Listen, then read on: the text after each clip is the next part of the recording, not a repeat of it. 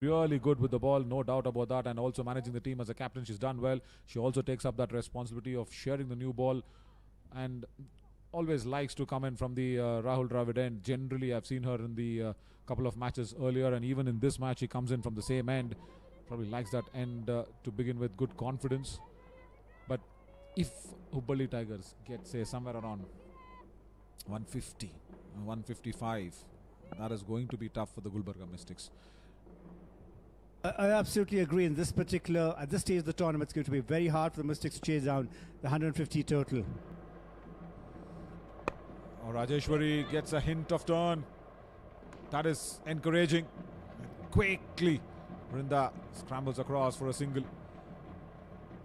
And Kinjal Patel, Rajeshwari, and everybody, I should be, also highlighting for the supporters of the Gulbarga Mystics that it is not that there is no talent. It is just that they need to come together and have that confidence. Just one match. Probably today is the day. Probably this Saturday evening is the time for them to go out there and put up a cohesive effort in chasing down whatever Hubli Tigers put up.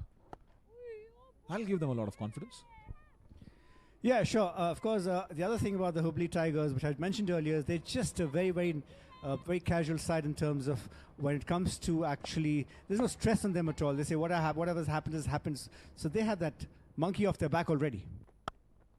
Cut away. Through the gap it goes. Boundary. Vrinda Dinesh gets a first one. The captain of the Hubli Tigers will definitely enjoy that shot. Rajeshwari again erring in length. Yeah, just no fielder there, and there was plenty of time to go on the back foot for the batter to get that Kalyani Motors boundary and set the tone for what may come soon. The two outfielders are just the deep backward square and the mid-wicket cow corner.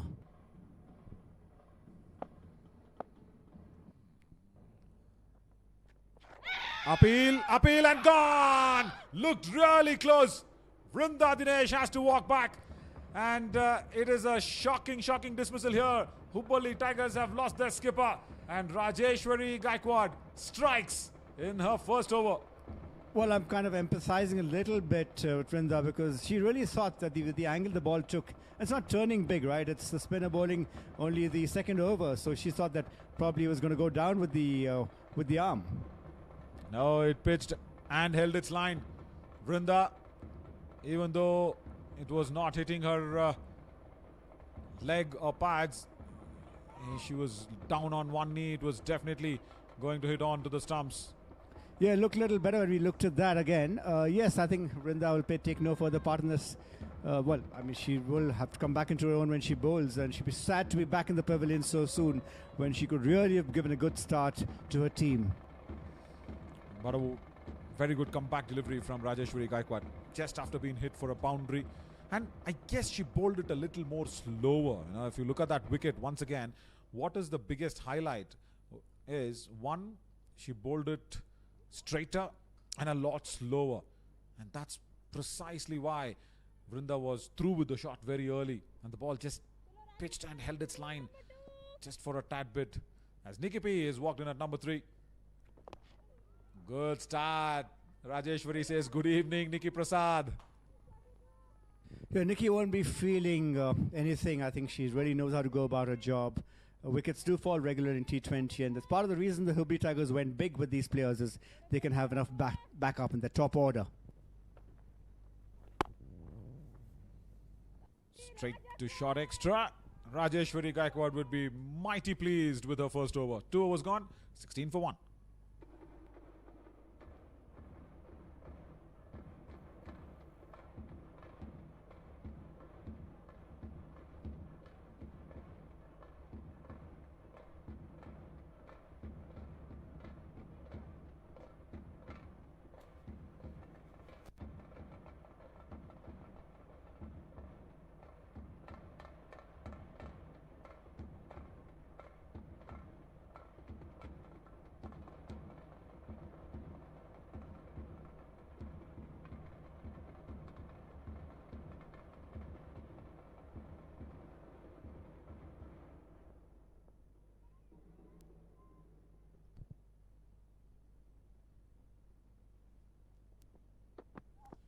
Right.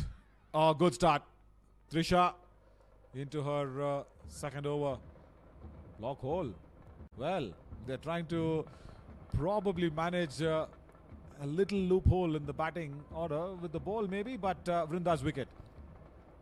Yeah, there you go. Just trying to sweep on that, but hitting the body, leg before there. Yeah, Vrinda thought that perhaps that ball going down. But really, sometimes the batters don't know exactly where they've ended up, right? That's probably looks reasonably okay to me, that LBW. Yeah. A good stop. Very good stop. Nainisha does really well. She's a live wire. She's everywhere and she's got that little swag in whatever she does while bowling, while fielding. And she just played the shot a little early, Vrinda Dinesh, for my liking. That's exactly why she did not time the ball really well. That's probably why she was disappointed that the ball did not come through.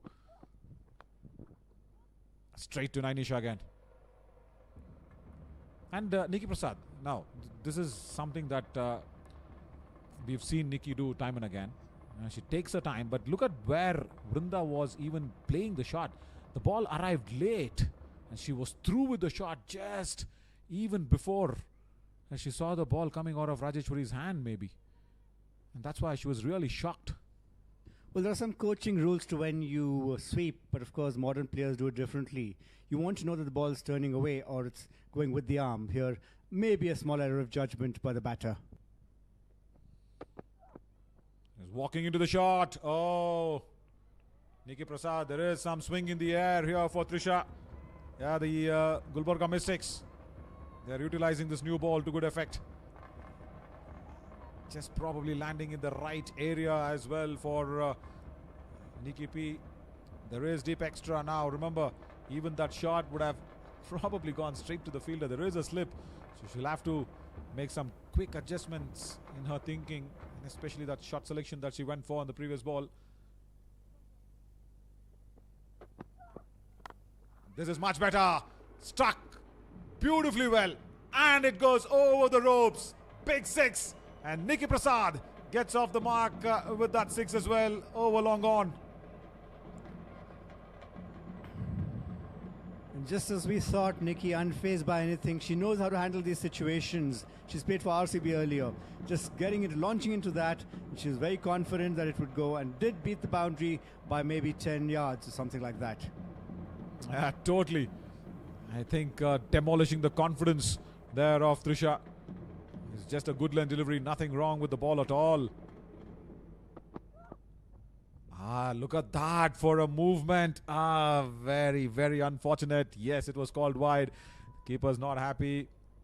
More than the keeper, probably even I was not happy, because you get that wonderful, seam movement and also the swing in the air. It had both. Still, umpire thought it was just too wide. Yeah, you just can't take liberties. Umpires believe you have to bowl at the batter. Cut away. RSD point. So interesting that it's all the umpire that's the owner of that line. 3 overs gone. 25 for 1.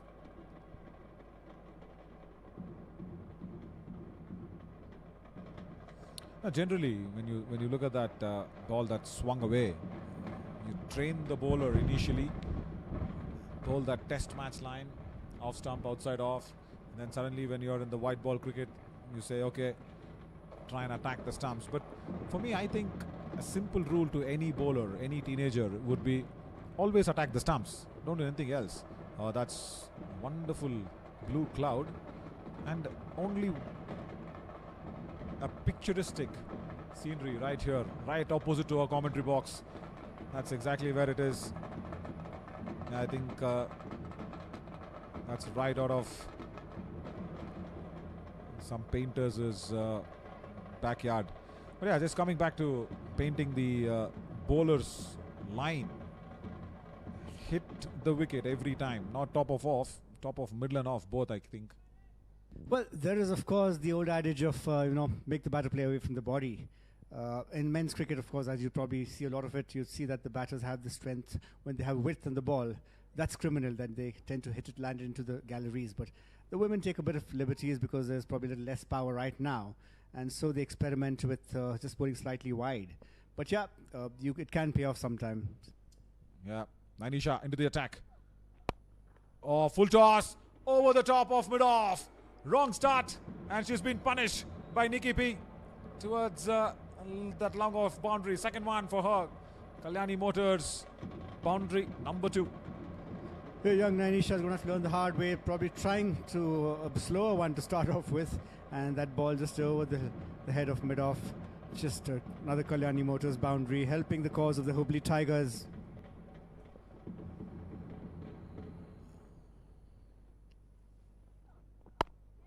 Both the bowlers have had false starts. Trisha and Nainisha, both of them.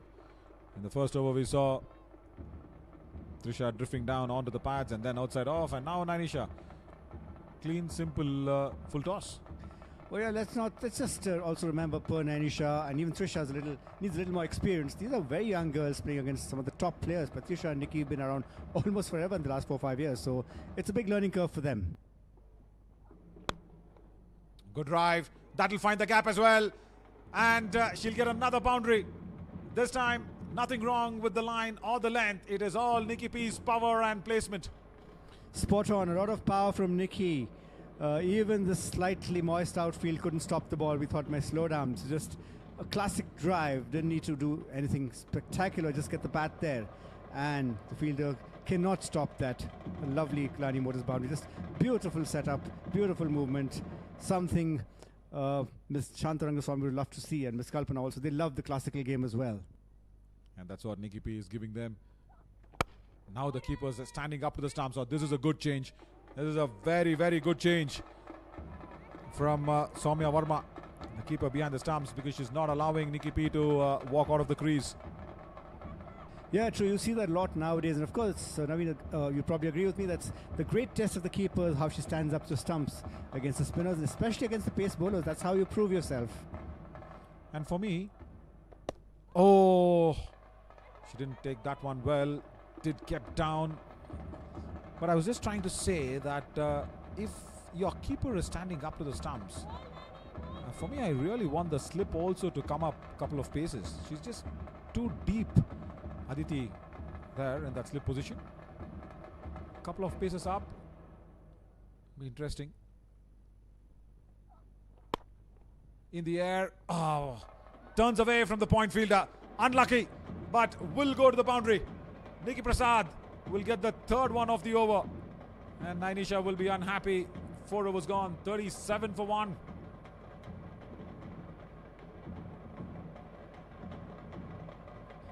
Yeah, none of the ghosts of the previous wicket are going to haunt the Hubli Tigers. A very professional unit. They take things very seriously, but they're very light-headed about it. That's another brilliant drive by Nikki there, putting pressure back on the Gulbarga Mystics. So I think they may have forgotten about the loss of that wicket, although I'm sure Vrinda would love to have been out there to see herself through at least the middle phases of this innings. I should have really loved to get a big start in the power play. That is for sure, no doubt. Trisha will continue from the Anil Kumble end. 1 over, I think, just got her into a lot of trouble in the first one, and then in the second one she was okay. She was coming back into her own rhythm. 2 overs, 20 runs already. Still that deep extra cover and deep point. 2 fielders outside, but Nikki Prasad, she's got to move on. She's begun her demolition mode already. Good ball to start off with. First up. Yeah, Nikki just triggering a little bit to the offside and trying to create something else also. You've got to have more short options. This is typical when a batter gets set, that they think they can move around the crease a little bit. And especially for me, that was not the shot on when you have the slip there. What are you trying to do? Trying to find the gap between short third and slip? And she'll have to be careful. With Vrinda Dinesh back in the dugout. It's all on Nikki Prasad and Pratyusha. Pulled away. will beat the fielder in the inner ring. Chases on. Kinjal will pull that back nicely. Couple of runs. But I was just trying to say, where the previous over, the boundary that went, the rough patches in those, the wickets that we have at Chinnaswamy Stadium, the amazing square that we produce. As a fielder, how do you go ahead and try and be at point, try and be low to the center of gravity? Kinjal got a rough bounce that also turned away from her, where the ball beat her to the boundary rope.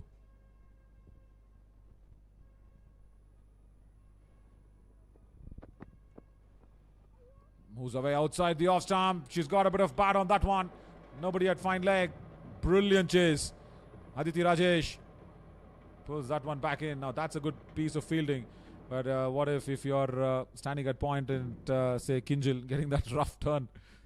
Yeah, right. Actually, it's become a very challenging thing to field in those positions. This lovely slide there.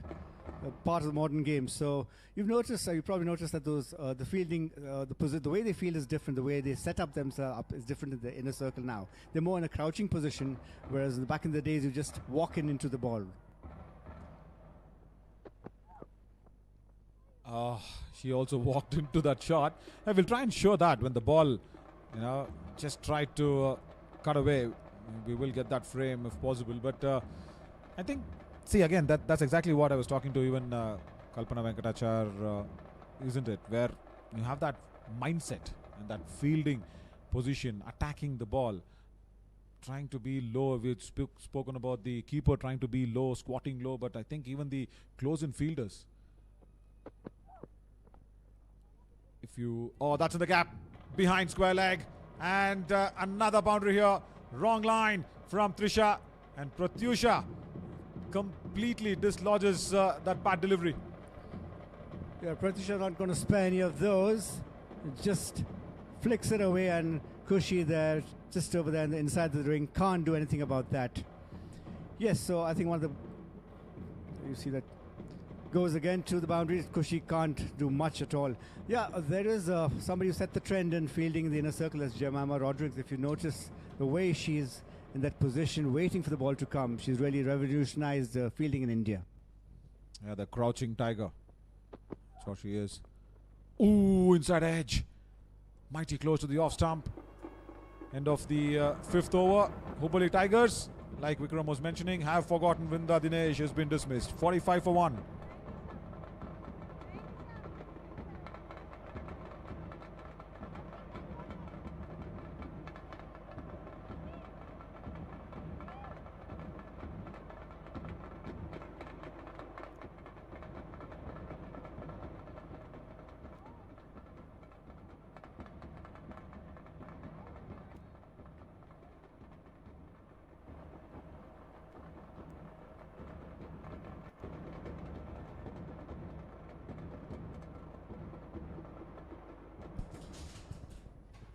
$45 for 1.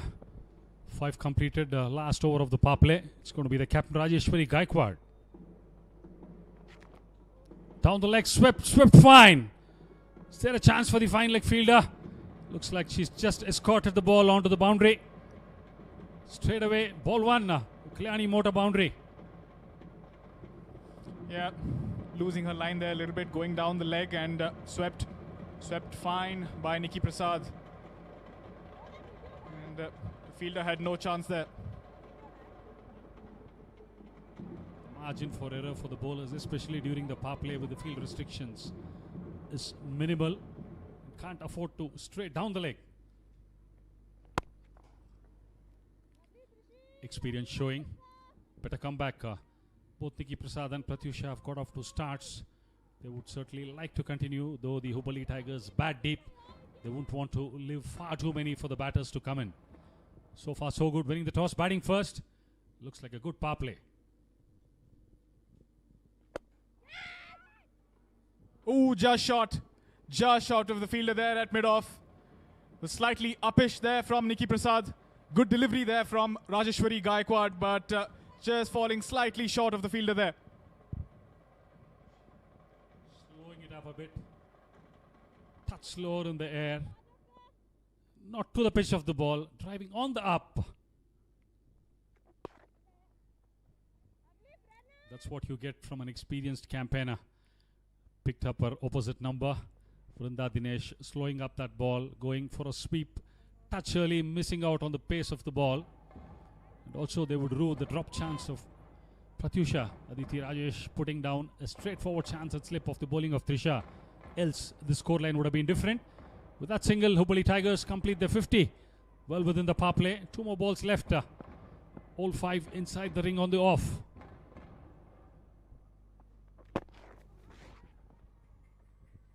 Good to see a slip in position. The attacking mindset. She's not worried about who the batter is at the other end. It's Pratyusha, experienced batter. But Rajeshwari says, this is the way I go about it. Yeah, nice delivery there. Full and nice awareness there from the keeper. Almost getting her batter stumped. Dot ball to end the over. And that's the end of the power play. Hubli Tigers 50 for the loss of 1 at the end of 6 overs.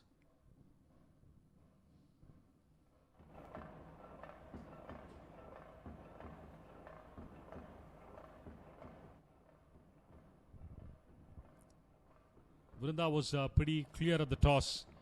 Spot on she was. She said, we are good to go with batting, and this is what happened in the power play. Some crisp shots, exquisite timing from Pratyusha. Rajeshwari Gaikwad started off with the boundary, but what a way to come back. This was the all-important wicket right in front. Touched the ball just straight in. And then this mighty 6 from the bat of Nikki Prasad. Kept it rolling. Never allowed the run rate to just slow down. Kept pegging away with those boundaries. Some valiant efforts in the field. But overall, when we look at this package during the power play, you can say very well winning the toss, batting first. 50 for 1 at the end of 6. I think Hubli would be more than happy. Yes, of course. Nikki Prasad picking up from where she left off in the last game. An unbeaten 80. She was absolutely magnificent in her previous innings. Kinjal comes in after the power play from the Anil Kumble. That's a diamond box end, and straight away darts one in. And this is one cricketer who's really shown much promise with the bat, with the ball. More than a handy all-rounder. Has contributed whenever she has had the ball in the hand. But she's got an uphill task as of now. 2 well-set batters in the middle. 20 and 25 each, Pratyusha and Nikki P. Against 2 high-quality batters. She's really had a task on hand as of now.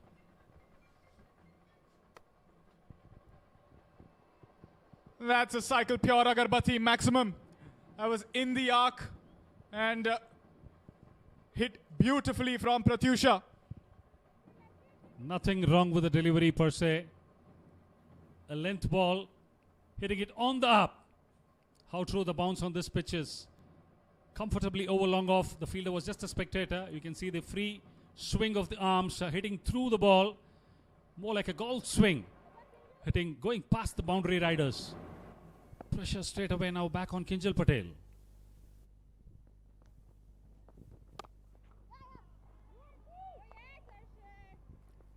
More than anything, I'm impressed with the way Rajeshwari is having those attacking fields, Param. Still a slip in position. She knows if they're going to split the field straight away, and if they coast to a score of 160, 170, it's going to be tough for them. And a must-win game for them. They're the only side who still don't have points on the board. Yes, absolutely. It's also a psychological thing. I think maybe they're trying to get into the mind of the batter. And always nice to see the attacking mentality from the opposition. As we just spoke about it, the slip was taken off and they have a short third back foot point extra cover. 2 boundary riders on the offside. Somewhere the mind voice is reached saying, no, we need to get defensive, restrict runs. Dot ball pressure, try get the batters to create something different. And they've come back to their old style.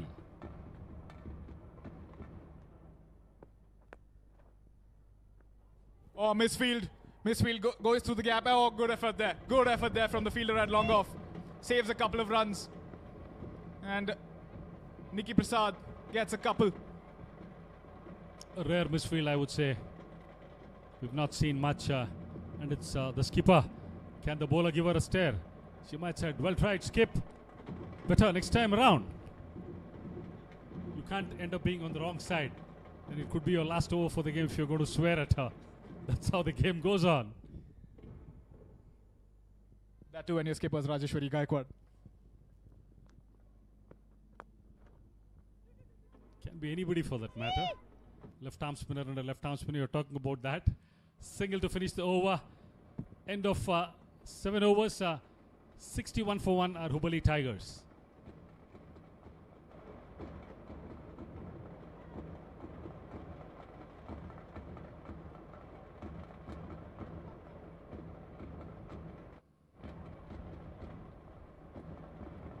Deciding to bat first after winning the toss, Hubli Tigers comfortably placed at 61 for 1. We spoke about the misfield from the captain and the bowler, just having a look at her. Why is it always that the bowler just cannot stand up and tell the captain, we need a better effort from you? Have you ever seen it on a cricket field? Have you experienced any while you were playing? Not as much while I was playing, but definitely witnessed it in international cricket. We've seen that with Ashish Nehra. We've seen that with a few other bowlers, Mohammad Siraj, to just name a few. Why not Javagal Srinath? One was missed at slip and he was over the moon, and normally somebody who doesn't get animated, he was all over the place. He said, no, it's not on. So anyway, these are stray incidents in the game of cricket, but normally they would not take on the captain. Change in bowling from the Rahul Dravid end, and Kushi for the first time, and she certainly would relish this surface to bowl on. Bit of rain after the first game got over, maybe touch more speed, and for the sort of bowling style she's got, the ball might skid on that much more. She's been very impressive in the first couple of games, and the other interesting thing about her is we spoke about her action. She's got that nice high arm, a little bit of a Paul Adams there. Like Vikram was mentioning this on day one, saying it was like a mirror image of Paul Adams, but she at least has a look at the batter. Paul was literally swearing, looking at the ground. But a strange field set is what I saw. Pretty defensive for a leg spinner who's quite attacking. A short third, a backward point, and a square cover. They have an extra cover deep in front. Now we see Rajeshwari Gaikwad make the change. She's somebody who's got the ability to take wickets. Why are you giving those free runs in front and not allowing her to get the batter up there to drive? Yeah, I would assume that like when Kinjal Patel was bowling, keep a similar attacking field, even for Kushi. Left arm spinner, leg spinner combination. More or less a similar field with two right-handers and in the middle. Straight away with the changed field, she's got the liberty to throw the ball up a touch and encourage the batter to go for a drive. We've seen 3 field changes in 3 balls. Again, the sweeper cover goes out. The mid-off comes in. They've got 3 boundary raiders on the leg side. That too for a leg spinner who's getting the ball in the business area outside the off stump. Brilliant, brilliant bowling. She's right there on the money, middle off, around off stump. And I've seen Ananya Hegde in the previous game talking about the hard to bowl her out. The same with Kushi, somebody who comes from a Mofussil area like Raichur. Not that much of exposure, but she's shown great application and the temperament what is needed to showcase the talent here. Yeah, she's adapted beautifully here. You can see that. We saw her potential. We've seen her ability. And another single to end the over. 64 for 1 at the end of 8.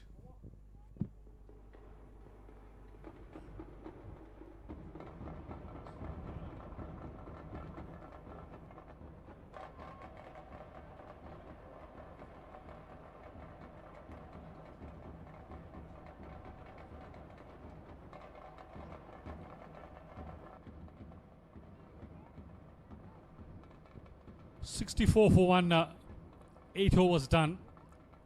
Cruising at 8 and over. They have a plan on mind, clear cut. They have a score in their vicinity. And the planning so far has been excellent. It's all about applying themselves, not giving away too much. As I mentioned, giving it away to the batters to come. They can take it up to 15. It's going to be a different ball game.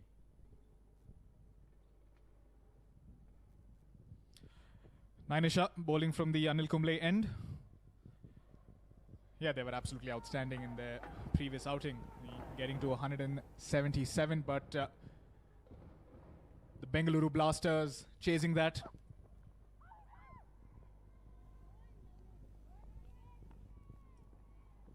Clever stuff from the keeper, standing up, not allowing Nikki to use her feet, which he is very fond of. In fact, there was an edge, but a tough chance.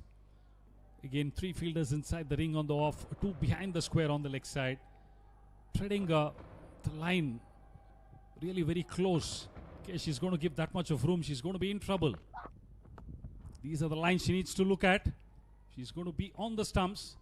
The batters need to create that much of room and the power also.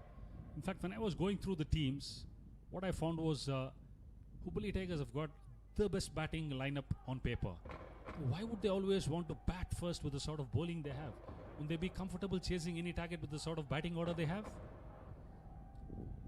Well, Vrinda mentioned at the toss that batting is her strength and that she wanted to put up a total on the board. Maybe there's a strategy there. Doesn't it sound a bit contrary? When you're strong in your batting and your bowling is, I wouldn't say weak basically, but compared to the spinners the other 3 teams have, they are slightly low on that. Excepting Saina Kapoor, the rest of them are all basically bowlers who can fill in. Part-timer from Vrinda, maybe Rameshwari Gaikwad went for plenty last game, 57 over 4. I think that's an area of concern for them. And why would they want to bat first and put up a score? Yeah, it was interesting. There was a bit of rain earlier. So, very, very interesting choice that Vrinda made, that she wanted to bat first rather than bowling first. Clearly, something going on there. In fact, there's going to be more rain. It's advantage for the team batting second. The VJD in front of you. The pitch will get that touch better to bat on. Straight on the ground as an arrow. Despairing dive from the long on fielder. No better place to hit this. Timing exquisite. Boundary. Kalyani Motors boundary for Pratyusha. Yeah, slightly fuller here. And launches that over the bowler's head. Good attempt there from Roshni, but that's another boundary. They can do this on a regular basis. They should be comfortable chasing anything in excess of 170, 180.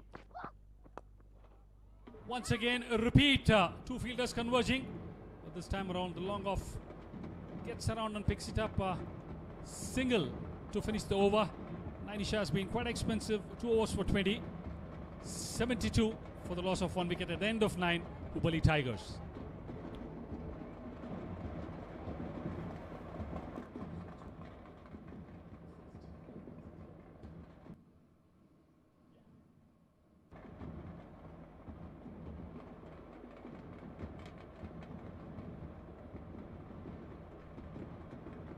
Kushi's had a great start to a first over, conceding just 3 singles.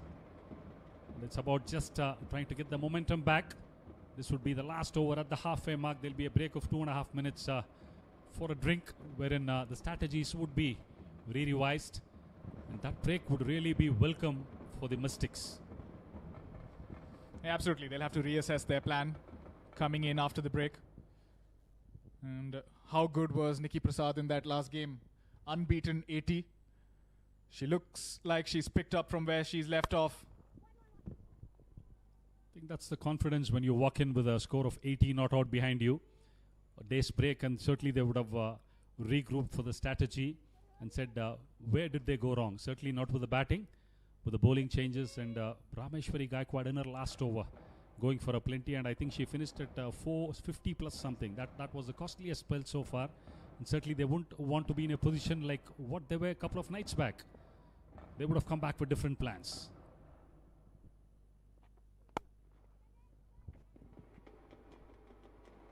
I like that. Good use of the feet. Just a small shimmy down the wicket. These lengths are very important here from Kushi. She's not giving away too much room, which is very important. We're not seeing as much turn, are we? Seeing her hitting those hard lengths. But she's keeping it tight. See some extra bounce on this occasion. That's what she's capable of. A touch, holding that ball back a bit. And Kushi, the sort of revolution she gets on the ball, I think the whole mark of a leg spinner being successful is the reps they get on the ball and the sort of variety they can bring in. They've got the googly, they can bowl the flipper, the front of the arm zooter, what we used to get to see from Shane Warne, the late Shane Warne. And a couple of balls straight away we've seen from Kushi is she can bowl the classical leg break, and also she can get the top spinner or flipper, what we call. And very unusual, this action is more like what Anil Kumble used to do, bowl with a high arm. Normally when you need the leg break to turn, it has to get a little bit round arm, maybe 45 is what we talk. And for her to get that, there has to be overspin on the ball when the ball has to grip and then turn away from the right hand batter.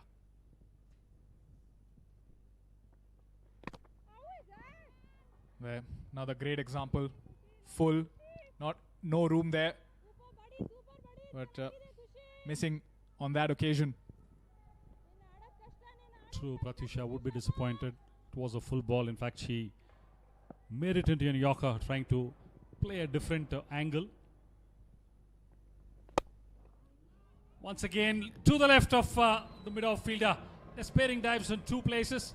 Finishes the 10th over with a boundary. Kalyani Motors boundary. Striding into it. 80 for 1 at the halfway mark. What a way to go into the welcome drink break. This would do a world of confidence for the Hubli Tigers, winning the toss, deciding to bat first. Pratyusha unbeaten on 41, along with Nikki P on 33. This is a partnership that is growing in proportions, which is giving a real headache for the Gulbarga Mystics. And the umpire points at his watch. He says, let's go for a drink break.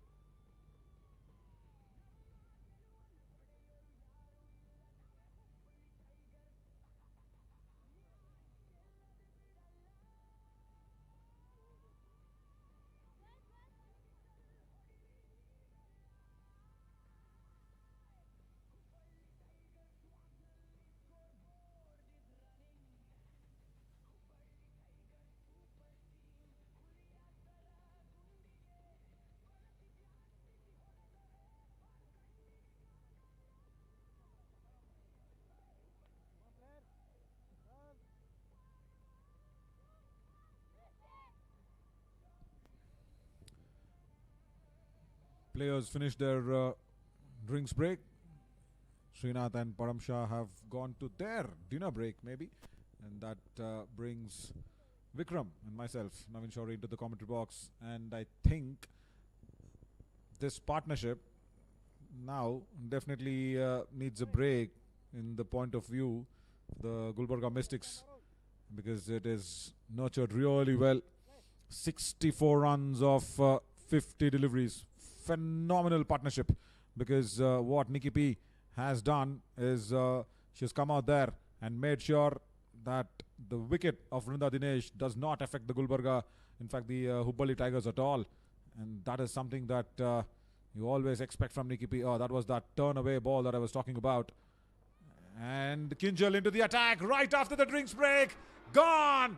We speak of the partnerships and we speak of the break in the partnership. I think lapse in concentration from Nikki Prasad. She's just held out at long on. Very cool and composed catch from Roshni Kiran. Yeah, just here you see. I was about to say that Kinjal might just come to the party as she's done a few times before, 2 matches before this, and there you go, a straightforward catch to Roshni, just not able to get that over the line, and that sees the back of Nikki. It's up to Pratyusha now, and the incoming batter, who is likely to be Divya Gnanananda. Well, how many times have we seen that? Just after the drinks break, you find yourself to be really coasting along wonderfully well. And then suddenly, Gulbarga Mystics, they feel now that they are back in the heat, back in the mix. Also, as a result of what we've just seen, Naveen, a new bowler coming in the break also, we see a lot of strategy around many teams where they change up virtually every over sometimes, you know. It's not been seen so far in this innings, but that was a natural change that happened after the drinks break. And there you go. And also why Nikki P went for that big heave when she knew that there was long on, when she knew that there is that mid-wicket just after drinks. First ball should be definitely lapse in concentration. Divya Gnanananda simply gets off the mark. Yeah, I think simply Nikki was so confidently clearing the boundary line when she wanted to, that confidence kind of does you in sometimes. And here she was just probably 5 yards short of what would have been a definite 6. This is why Nikki Prasad, it was short of a lens delivery, and that's probably why she got excited to go over the top.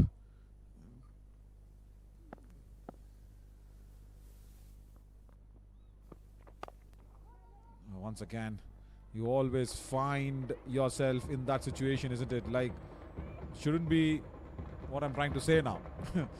You always say that one brings two. Pratyusha needs to watch out.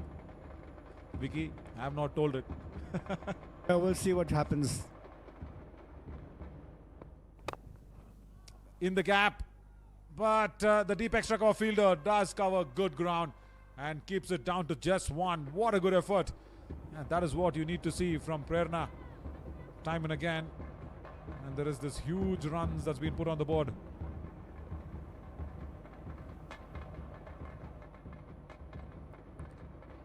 Yeah, these are both experienced players. They'll still be looking to maximize their power. I hope they play on the ground for some time. But I think what Pratyusha has done, wonderfully well is she's not been phased by the situation. She came out to open with Vrinda Dinesh. She's there from ball 1, and even when she saw Vrinda walk back to the dugout, in the air and gone. Well, Divya Gnanananda just plays the shot a little early, I reckon. Kinjal Patel gets the simplest of the catches, and she completes that beautifully well. Another wicket bites the dust here, and Hubli Tigers suddenly they find themselves from comfort to a little bit of a precarious situation. 1 brings 2. You very rightly said how right was the prediction. I hope you don't go on to say that 2 brings 3. This is as good as it should be to set up an even-paced game. So if you're not able to just do justice to that, just skying it straight back, just kind of a misjudging, and a simple catch to Kinjal. She must be filled with glee and delight. Come in, get 2 wickets straight away. I'm sure it's bolstering the captain's confidence in her. My God. Hubli Tigers, suddenly. I have, like I said, with that comfort zone of theirs, I probably will go to the cautious zone. Maybe not precariously cautious, but still, you have to be cautious here. In comes the batters, Diksha Sidi, and as you have a change of ends, the next bowler is another youngster, Harshita K. Harshita from Mysore, has had some experience with the state team. So let's see what she can do, continue the trend that Kinjal has set. Yeah, into the attack. Wrong start from her as well. That's placed away wonderfully well behind square. Boundary. effort was good. Kinjal's just bowled that long over, and she's been asked to go field in the deep. Nothing that she could do with that one. Yeah, just spinning it away, bowling a line which is a leg stump and easy to put away for the batter. No batter is going to miss that usually. Yeah, I think Gulbarga Mystics should stop having false starts from every bowler in the first ball of their over. That's timed away wonderfully well again. Kinjal Patel has a lot of work to do, and I think the umpire will check it. No, she kicks the rope and confirms that it's a boundary. Yeah. Back-to-back challenges from Kinjal Patel, and the ball has won both the times. Yeah, just tucked away by the batter. Just about delivering the fielder Kushi. And as she chases it, Kinjal is not able to do justice to stopping it. Just barely gets a foot. But already the ball's, it's a boundary. And Kushi there in going for that has probably turned an ankle or something like that. Hopefully it's not a big injury. Yeah, definitely ankle. Shoes are off. Physio is right there for the Gulbarga Mystics. And with all that, Pratyusha has brought up her 50. Wow. We didn't probably notice that one. Nice little tuck away. And Kushi was just running in, and her shoe came off. Oh, there we go. The shoe comes off, and then she slips and falls. That's pretty unfortunate. Very unlucky. Her shoe came off, and then she was just stamping on that shoe. She's a bowler as well. She's got that studs under her shoes, Kushi. And now she's okay with the smiles. But what a lovely 50 here from Pratyusha. 32 deliveries, and with that boundary, she's reached to 50 as well. Yeah, while Pratyusha's at the crease, she's a wicket keeper, of course, and right behind her is the immediate next competition, Soumya. They're both always in the Karnataka senior women's teams these days, and they're both fighting for to occupy that keeper slot. Good competition out there.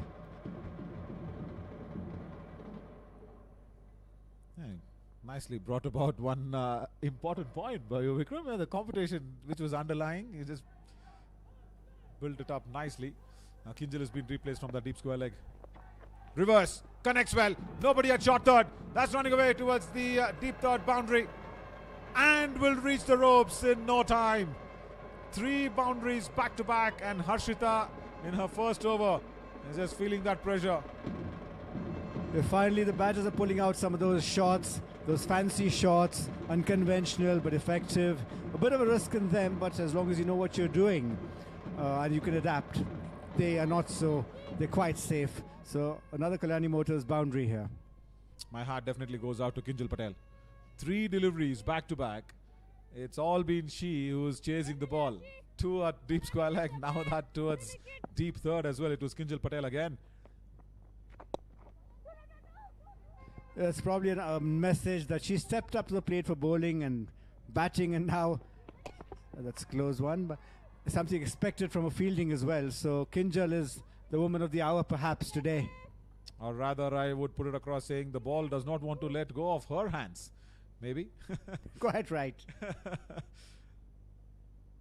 Gulbarga Mystics at this over is kind of a let go. Kinjal Patel had that big bulldozer being drawn on the batting card of the Hubli Tigers, but then suddenly Harshita coming into the attack. Now this is somewhere that I would really want to highlight a bit of a strategical error from Rajeshwari Gaikwad. When you've got 2 wickets back to back from one end, you bring on a new bowler against a set batter. Quick single, very good running. Again it's Kinjal Patel at shot fine. So how important was that to, at least bring on a bowler who's already bowled at least a couple of overs? You're probably right in the context of where the score has reached, but yeah, I think captains usually have set that in place. Unless you get a contrary instruction from the coach or the dressing room, they just want to fill in this bowler, the younger bowler now, while the batting team may be slightly down. So different thoughts, different theories. Yeah, maybe. But I would have loved to see Rajeshwari Gaikwad herself come on in, because Pratyusha's the opener. She's batting at 50 now before this over. Then why not? Oh, good turn. Beautiful turn. That was that one amazing delivery in this over. Costly one from Harshita. 15 of that. 12 gone. 97 for 3. Yeah, just coming back to that discussion that we were having. Rajeshwari Gaikwad, if she herself would have come in, it would have been really nice. This is Pratyusha's 50 package. It is a good side for any Hubli Tigers supporter. Right from the word go.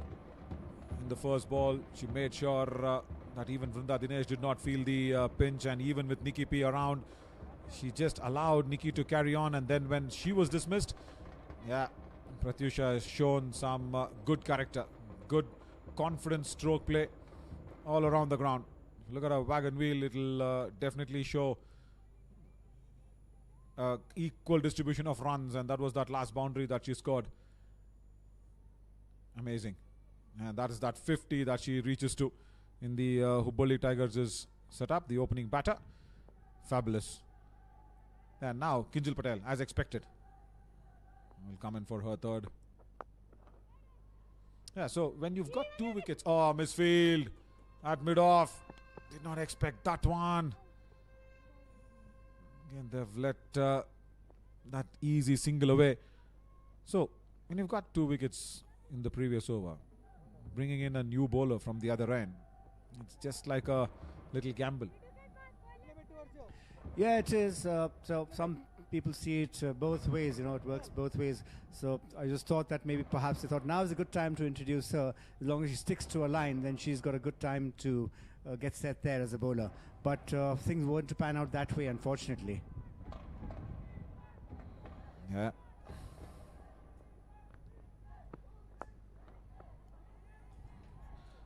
Diksha gets off the mark, and all that she has to do is just put Pratyusha back on strike. Now for Pratyusha, now I'm really wanting to understand this. Why is not an important one? And now this is that 2 wickets back to back where Kinjal Patel got it in her over. First, of course, was the set batter, Nikki P, and then immediately Divya Gnanananda. Slog! Oh, just passing Kinjal Patel's hands. Boundary. Just saw that replay in live action, isn't it? Exactly what happened to the cotton bowl. But Pratyusha finds the boundary this time. 100 up for the Hubli Tigers. Yeah, just seizing the opportunity, driving it straight back and hard, driving through the line almost, and despairing Roshni, I think it is, can't really stop that. So Kinjal bowling wide of the crease, trying to create an angle, trying to spin it back away, but this time the batter equal to the task. So now we've actually got both the batters out there, a wicket keeper. Diksha Sidi also the wicket keeper. She may not get a chance yet to be behind the stumps, but she's got to prove herself in front of the stumps now. Slogged away wonderfully well. Over deep mid wicket. 6. And she's taking on Kinjal Patel as well. No stopping Pratyusha. Yeah, like you said, a very experienced player who knows what to do. Just picking that one up and sending it straight over the boundary. No chance at all for any fielder to be anywhere near that. A wonderful Kalyani Motors maximum boundary. Yeah, wonderfully played. Cycle Pure Ragapati 6 at deep mid wicket.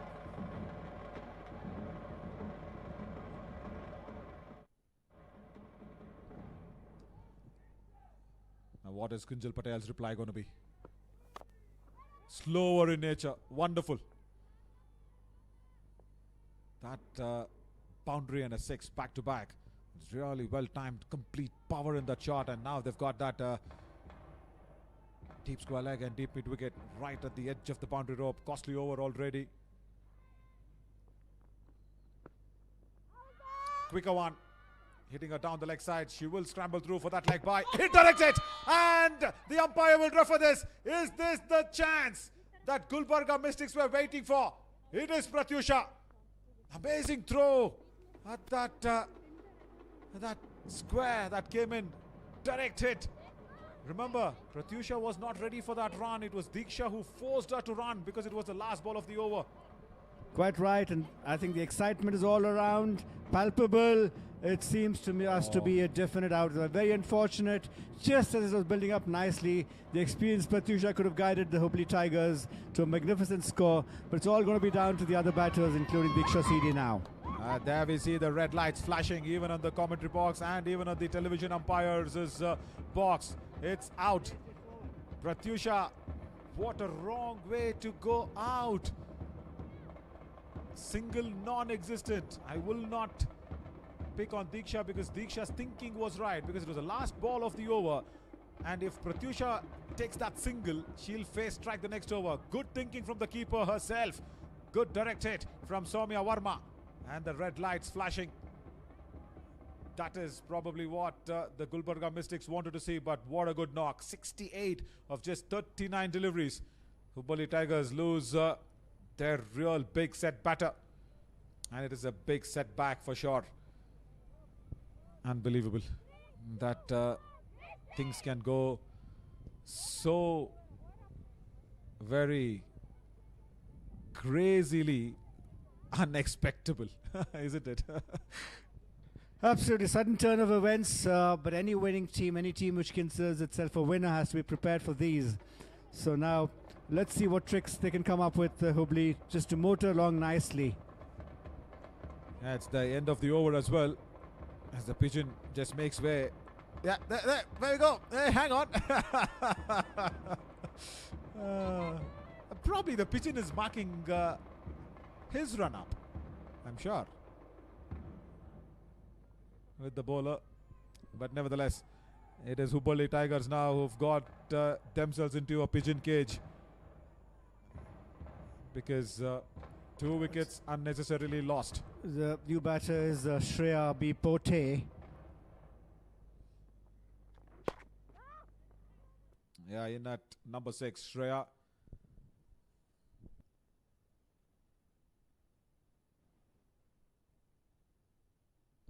But that run out, how big a error in judgment. Not from either of the batters. I won't complain about anybody. Look at this. She went for it. Hesitant, yes. But Diksha's idea was right, because Pratyusha should have faced the next over.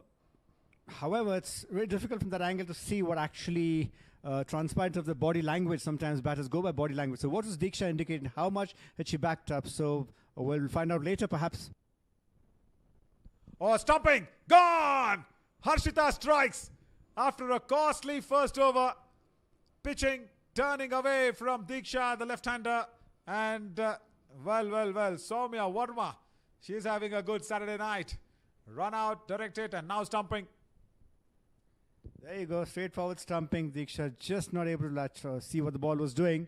So one wicketkeeper stumps another wicketkeeper, telling him, Diksha, you can catch up with me, but you've got some competition to do. I'm going to take over from Pratyusha perhaps, and maybe you can follow behind me. But it's a lovely wicket-keeping culture in Karnataka. We've already had the best wicket-keepers in the country, I feel.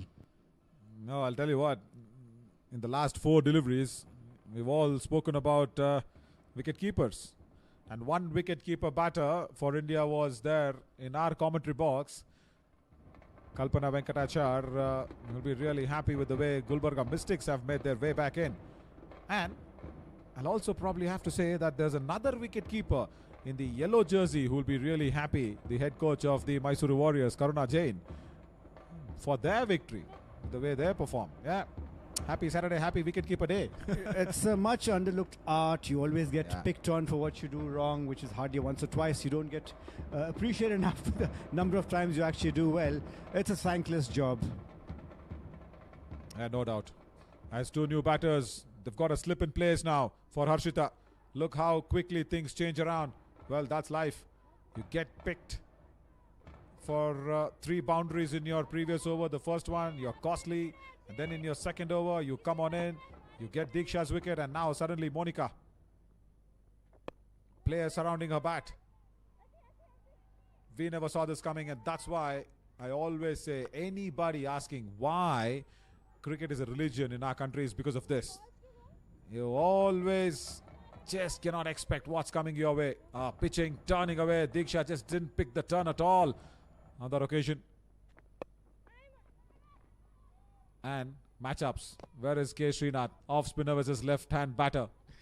Just to give a measure of the attacking nature of the field right now, we just had the cow corn on the boundary line. All fielders are in. They're really moving in for the kill. To kill the Tiger is not easy. and the Mystics are attempting to do that right now.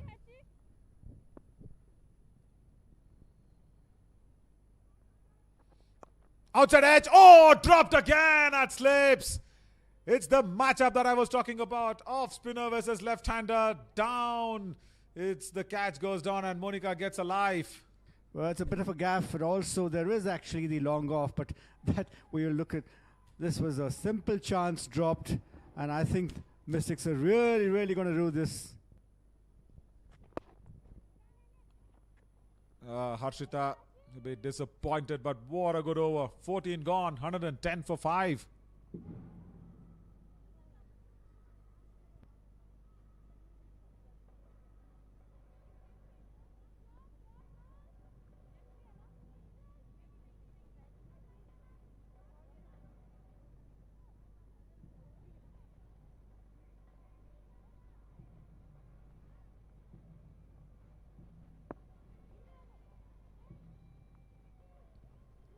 Oh, that batting card. From being in a very, very comfortable position to get 180 odd. Probably now are looking at, say, somewhere around 160 if they can put up. That'll also be a good total, mind you. No doubt. But things have dramatically taken a big U-turn. And that U-turn is leading to the Mystics' way. That's exactly what has happened. Oh, unbelievable. As in the last couple of overs, things have really taken a big U-turn, like I said. Kinjal drags one down the leg side. What was the score? Those 3 wickets that was just going down. Pratyusha, we saw, became an important clog, important run out. Small little window for Gulbarga Mystics to come back. And they have, I think, marched their back into this match. Yes, somehow they've pulled it back in, and they are in attacking mode. But yet you have, like you said, 160 total can be challenging.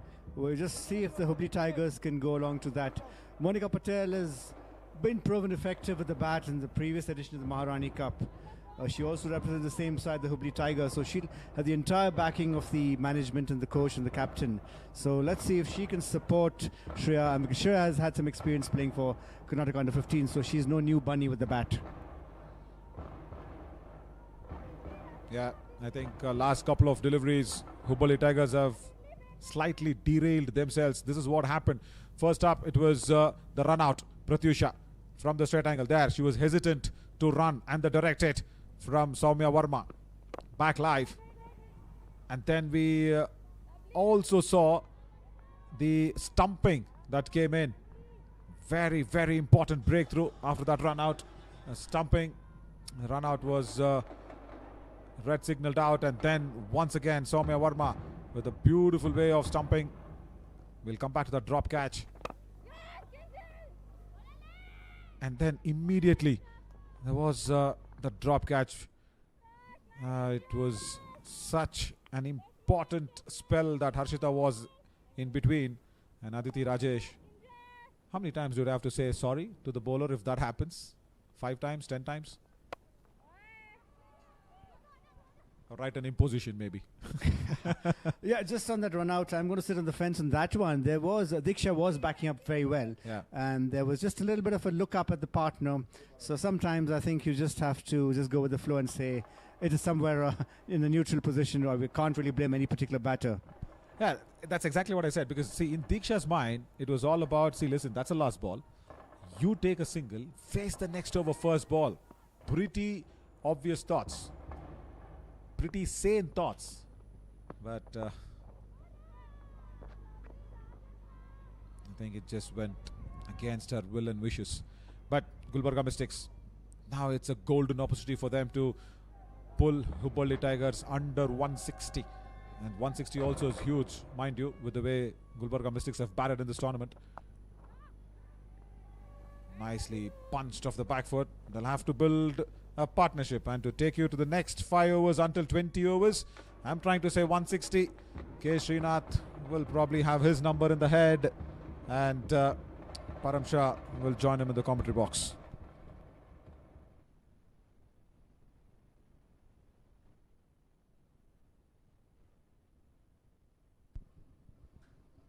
Thank you, Naveen and Vikram. Yeah, looks like the way they lost their way with a couple of wickets back to back, they might reassess the situation and say, yes, 160 looks par as of now. Trisha, 328, 1 for 10 Rajeshwari. So the bowling card has looked pretty good after those 2-3 wickets have come down. We spoke about partnerships, momentum. Every time there's a break, invariably 9 out of 10 times we see a batter losing the focus and getting out. That's what happened with Nikki P. Welcome, Param. Yeah, it's all about continuity. She got a couple of minutes off and wanted to continue with the same pace that she was before the break. And unfortunately, dismissal there. True, the break in momentum always does a world of good for the fielding side. They could regroup, come back with a revised strategy, and they have been successful so far after the first half. Picking up 3 wickets at the right time. And the run out of Pratyusha was the turning point to pick them back.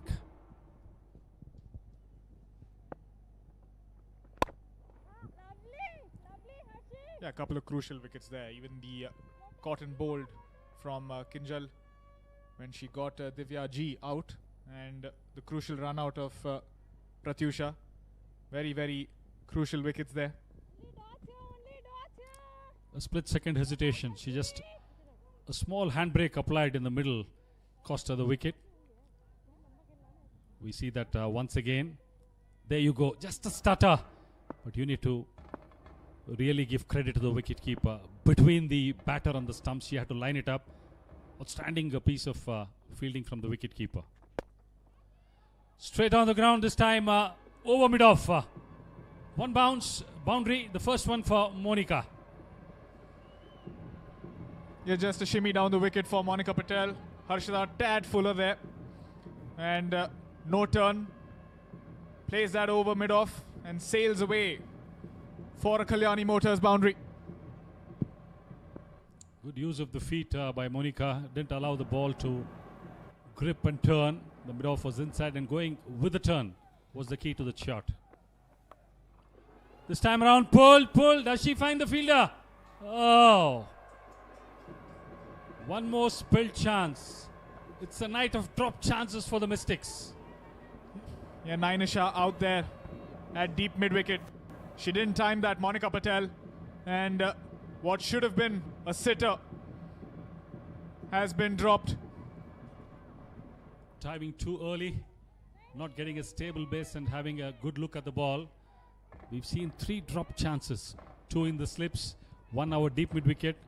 The one to really cash in on was thought Pratyusha going on to get a half century. Harshita certainly would be disappointed. She had 1 go down in the last over at slip, and now again at mid-wicket. Though the ball didn't deserve 1, but wicket is a wicket. The bowler certainly would be disappointed. Have you spoken about the fielding so far in this tournament? It's been absolutely outstanding. Here and there, a couple of drop chances, but today we've seen 3 drop catches in the center. True, we've jumped the gun too early, saying the quality of fielding, especially the catching in the outfield, has been brilliant. But today we've seen 3 go down. Relatively easier chances. That's the way the game pans out. In 2 minds there, Monica Patel, but sneaks a single. Good line here from Harshita, not giving away too much room. Keeping it tight, keeping it in that just short of length region.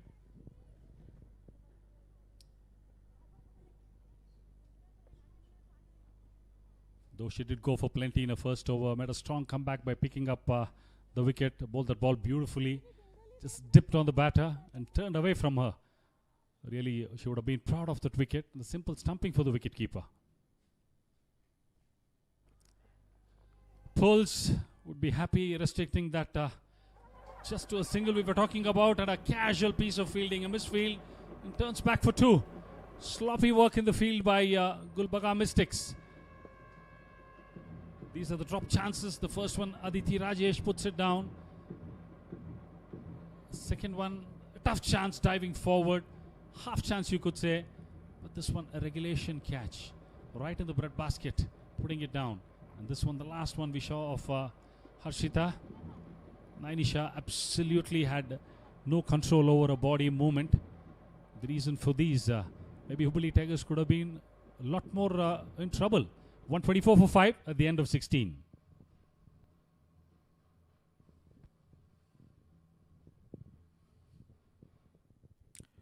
Kushi to continue.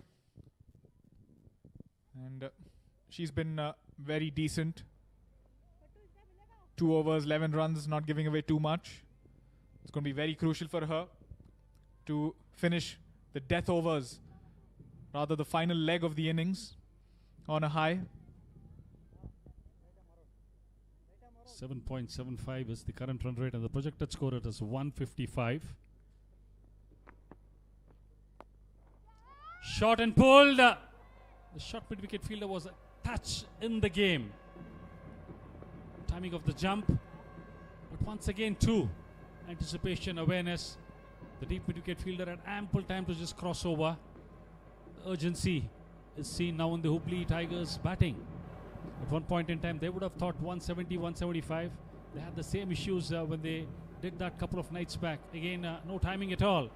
Timing of the jump is important when you get to those catches. Touch early. She landed and the ball just goes over her right hand.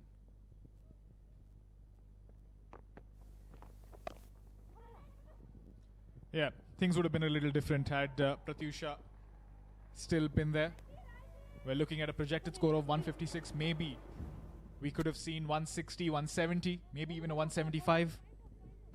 I was talking about a couple of nights when they were close to 85, 90 for 1 in the halfway mark, and they were galloping away. But later on the cameo, and they managed to get to 176. It's a repeat of what has happened the other night.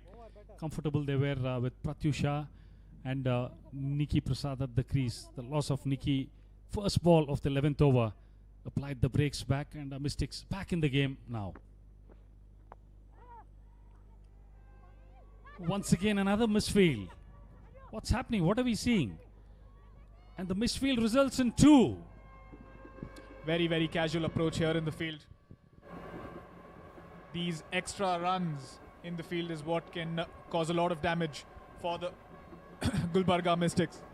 Yes, cut. The ball is going to turn. You know that the ball goes between the hands of the fielder. What is the sweeper cover fielder doing? After she picks up the ball, we see the batter turning for 2. Certainly the reaction of Rajeshwari Gaikwad, the captain. She's not happy with the fielding as of now. And the bowler certainly will be disappointed. She's bowling good lines. Where there's a single, they're turning it into 2 with some sloppy work on the field.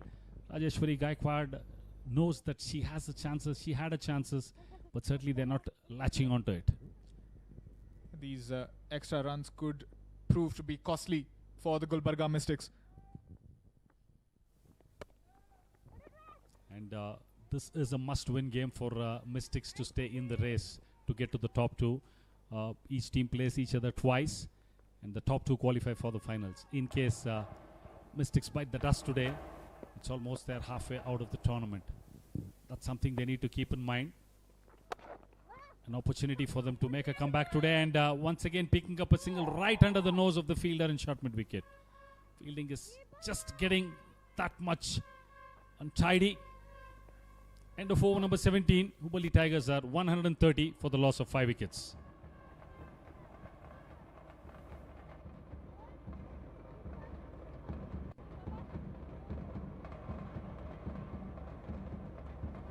We can understand if there's some dew on the outfield and the fielders repeatedly wiping the ball with the towel, but absolutely no, the spinners are able to grip the ball and deliver reasonably well.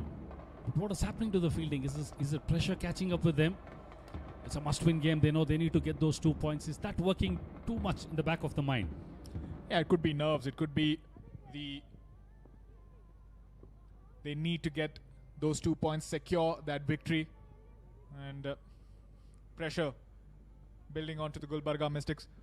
Another interesting thing that we saw in the previous game, that Kalyani Bengaluru Blasters restricted the Mysore Warriors to 125 in the first innings, but the Mysore Warriors coming back strong. Absolutely brilliant bowling. We saw in the power play, they're losing 3 wickets in the power play. But that's the case of a team which has got a strong bowling unit. But Hubli, though, on paper, they don't have that strong a bowling in it. But the batting of Mystics has been a worry. They've not been able to put up the sort of scores or chase down something that has been paltry. That's a big worry for the skipper Rajeshwari Gaikwad. And also tactically, they've been a bit down. 2 overs, Rajeshwari Gaikwad bowl up front to pick up those wickets. She could have come back at some point in time to pick them back by picking a wicket. But she's realized that she comes back in the 18th. Maybe she bowls the 18th and 20th. This is the time when the batters have the freedom to go for the strike. So how much of an impact can she create here will be the question. And coming to low-scoring games, the approach of Mystics is going to be a big thing when they come out to bat. Could be 150, 160, whatever they're chasing. That's going to be a huge ask.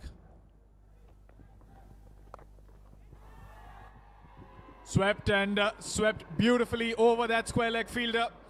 That's another Kalyani Motors boundary.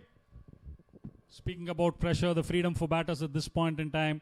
Shot square leg inside, a cow corner and a long on. Picks that gap beautifully over the stumps, walks across the off stump, picks it upon the full, manages to just lob it over the short square fielder. No chance once the ball beats the fielder there. Starting the over with a boundary. Straight away the pressure back on Rajeshwari Gaikwad now. Left-hander batting, left arm over. The angle becomes that much easier for the shot of field set she's got on the leg side. 2 boundary riders in long on and in front of mid-wicket.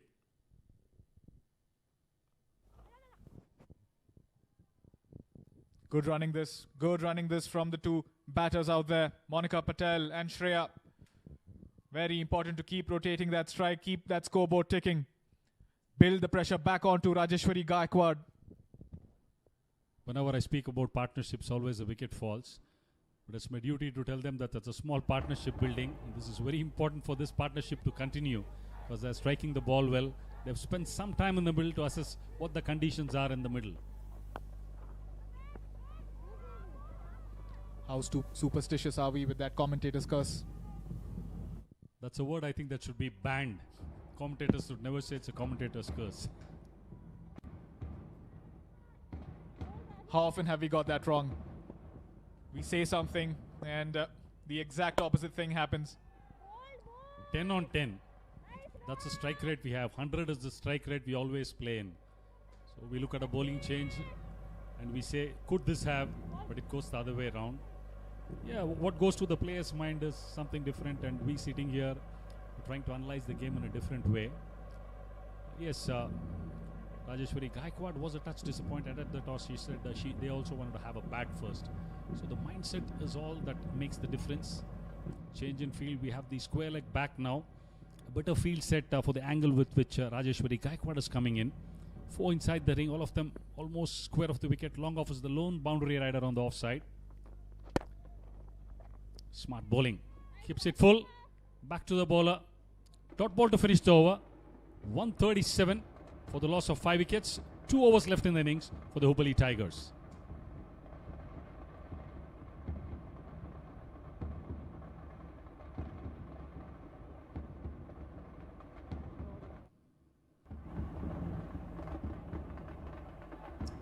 It's Kushi to continue, bowl the penultimate over. 68 of 40, Pratyusha. Otherwise, not much of contributions, no big scores in the top. So the lone standout in this innings out of the 137, 64 is almost close to 50% of the scoring. It's all been small contributions, but this partnership has gained some sort of shape. 15 of 15, Monica, and Shreya, 12 of 14. All important over. The youngster has the ball in her hand. Confidence shown in her by the captain is immense. Straight on the ground. Fielder says, let me not go for the catch. Restricts it to 1. You mentioned something very interesting earlier, that at the toss, Rajeshwari Gaikwad wanted to bat. In fact, both the captains had thought of batting first. But even though there was a bit of rain earlier, what do you think was going on in their minds? What do you think their strategy was at that toss? Look, day 1 when 150 was not chased down, we were talking about strategies being re-revised. That would have straight away gone and sat down in the mind. So they thought better off we put up a score in excess of 140, 150. Defending could be a touch better. So 2 teams can't bat together. So one had to field. So that's Mystics. So they had no choice. But unfortunately, the planning, when they have the opposition on the mat. In fact, Rajeshwari executed some field positionings brilliantly. When they had set batters, she had a slip in position. But later on, did away with that when they were 4 or 5 wickets down. And also bringing in your right bowlers at the right time also makes a huge difference. Good that I'm seeing. In fact, she said we want to give youngsters a run. And she's done that with Kushi, giving her the ball in the 19th over, leg spinner. And with 2 relatively set batters and who can strike the ball a long way.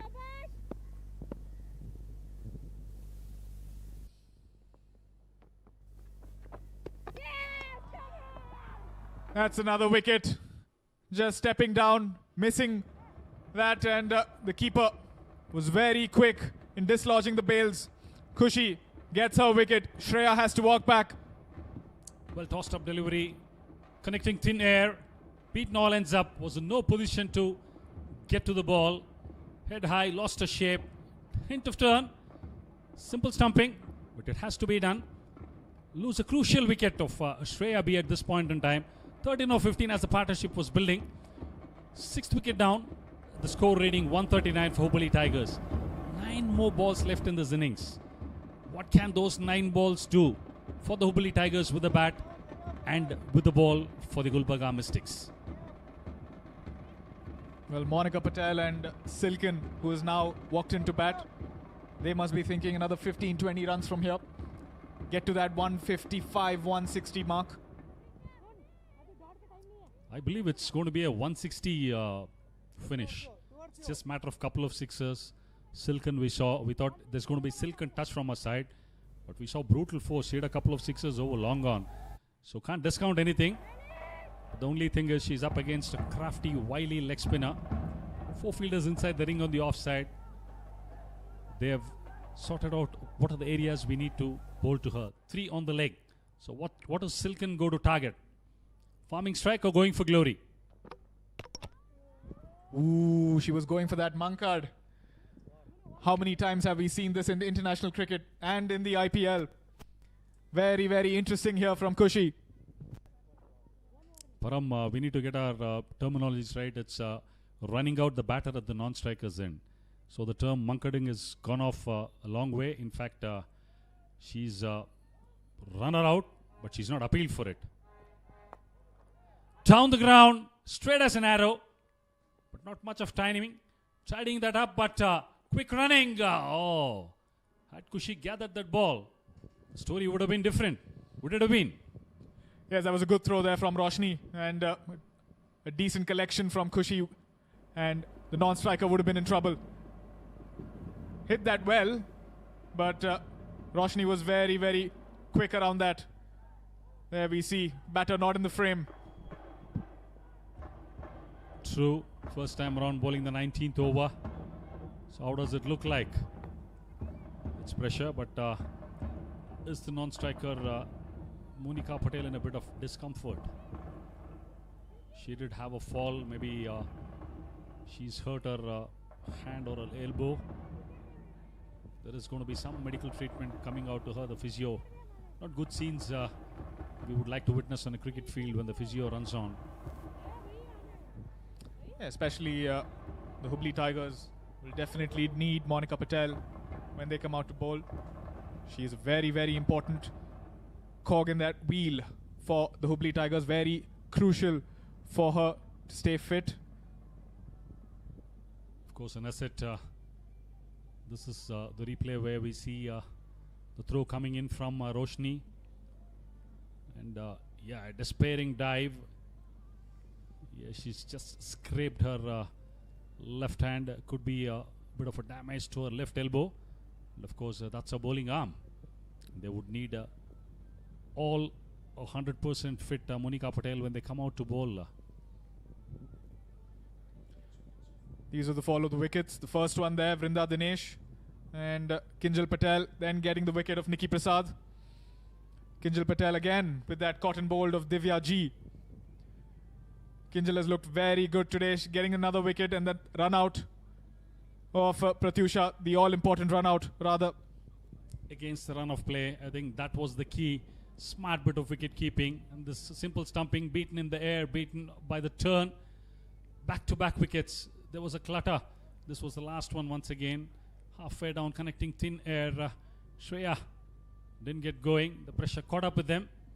Good signs. I think Monica is up and running. The umpires are saying, let's get on with the game. The pace has to continue, but still she seems to be in some sort of discomfort. Fully fit Monica is certainly of utmost importance to Hubli.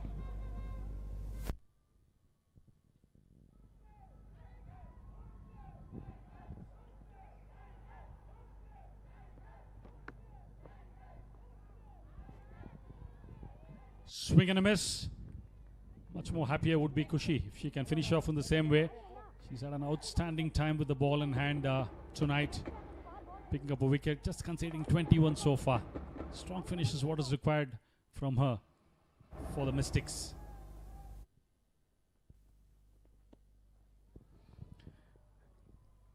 Another copy right there. Swing and a miss. End of the 19th, 141 for 6. Points table, Kalyani Bengaluru Blasters 3 played 2-1 with 4 points. Mysore Warriors jumping up to the second position. The NRRR just separating them 1 and 2. Hubli Tigers 2 played 1-1. Mystics are the only side which still doesn't have anything on the points table. That's why we were speaking about how important this game for the Mystics is. They win handsomely with a good NRRR. I think they can jump up to the third place. Then the table opens up. It becomes all the more interesting in this tournament. Yeah, they need that win. They need that win to stay in that race of this Maharani Trophy 2026 edition. All 4 teams looking to qualify, looking to play here on the 2nd of August at the all-important final. Last over coming up, and it's going to be the skipper, Rajeshwari Gaikwad. Straight away beaten. In fact, if you remember, Param, I think till the last league game, we were not sure as to which was the 4th and 3rd team that we're going to get into the Maharaja Trophy finals. That keenly was the contest that took place. It was tremendous. And the last day was when the table was decided. Number 1 was always right on the side. It was the Bengaluru Blasters, but the other 3 teams. That's what we would want to look at even in this Maharani Trophy. Yeah, absolutely. I mean, it's always crucial and nice, rather, to see these teams. Is that a cotton ball chance? Is that a run out? That's gone upstairs. Rajeshwari Gaikwad dislodging the bails there. Silken out of a crease. Umpire goes upstairs. Monica is struggling post that dive and an injury she had on her elbow. Hitting it straight back, and Rajeshwari Gaikwad knocking the bails off, and the batter well short of the ground. 2 dot balls and a run out.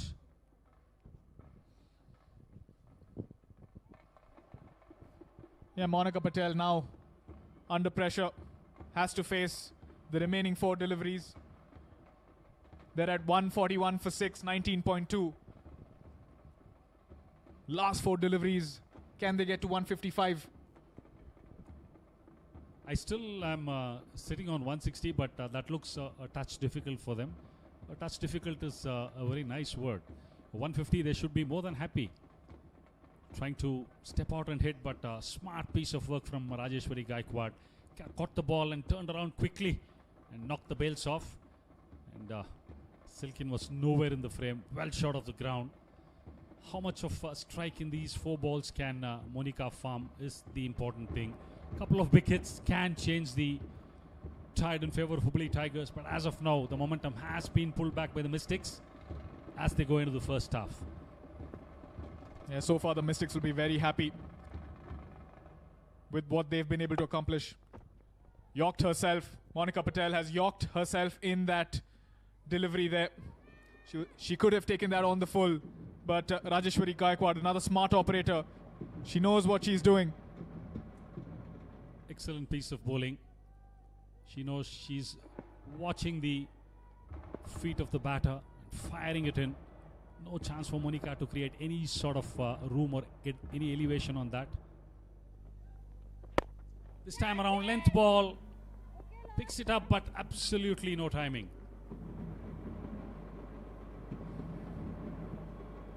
Yeah, Monica Patel looking to clear the fielder at long off, but finds Roshni. Just gets a single. The new batter, Priya, now on strike. Will have to face the last couple of deliveries. She needs a few boundaries here. Of course, if they have to get anywhere close to 150, it has to be 2 big hits. It can be 2 boundaries or a 6 and a boundary. So far, the sort of comeback the Mystics have made is tremendous. But for a few blemishes in catching, the scorecard would have looked totally different. Change in the field, 4 inside the circle on the offside, and they have 2 within on the leg side. What can Priya come up with? Something out of the syllabus? Full ball, no timing. Single to extra cover. Rajeshwari Gaikwad will be more than happy with what has happened so far.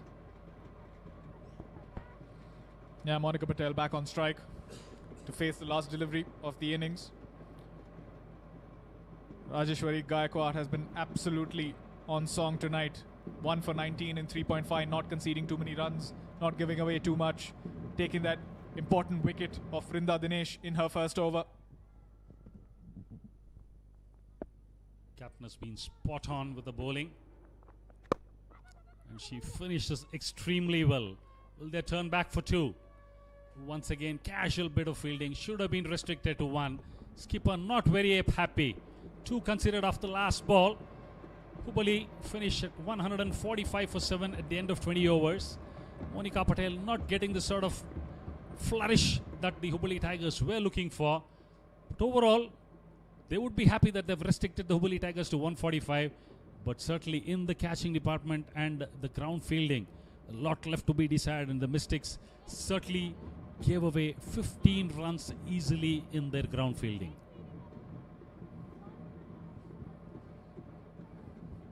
Yeah, there we have it. Gulbarga Mystics need 146 in their 20.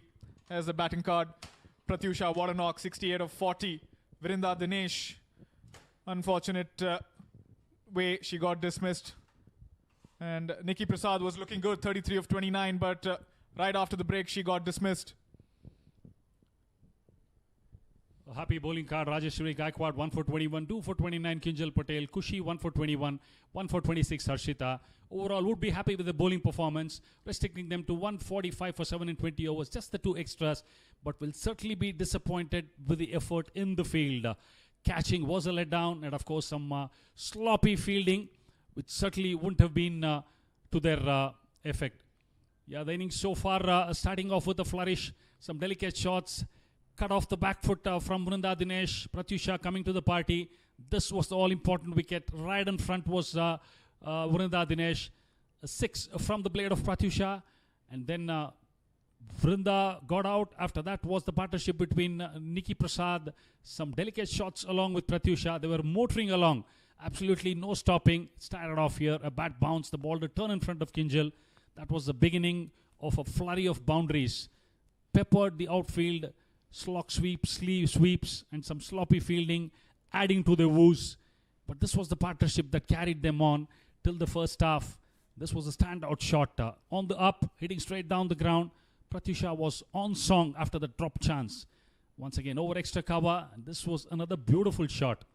This is where the game started after the first half. First ball of the 11th over, holding out to long on, and then there were a flurry of wickets, trying to play against the spin cotton ball, and then this shot to fetch a boundary. But after that was a couple of run-outs and some shot selections certainly coming into question. But that was the 50 for Pratyusha. That 50 propelled this innings to some extent. 3 boundaries of this particular over really got them on.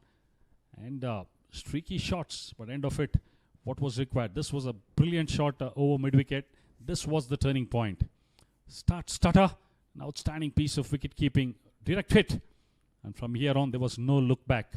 The Mystics pulled it back drastically. Beautiful piece of off-spin bowling from Harshita. The next one again, this was a boundary, but again, a few shots that did go to the boundary, but nothing much happening after that. Thin air connection, stumping.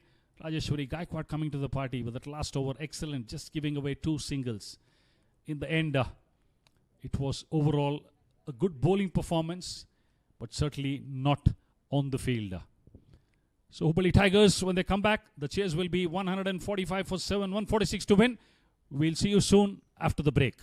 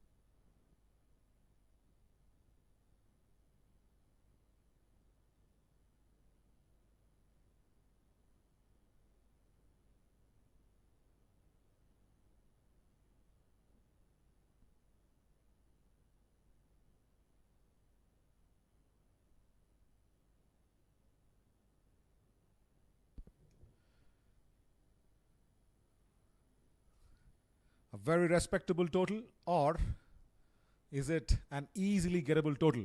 We'll get to know that, but good batting card to begin with. Pratyusha getting the 68 runs of 40 deliveries. But after that, in the later half of the table, Monica Patel got the long handle to do the talking. But just after some nice dinner, Navin Shourie was back in the commentary box with Vikram.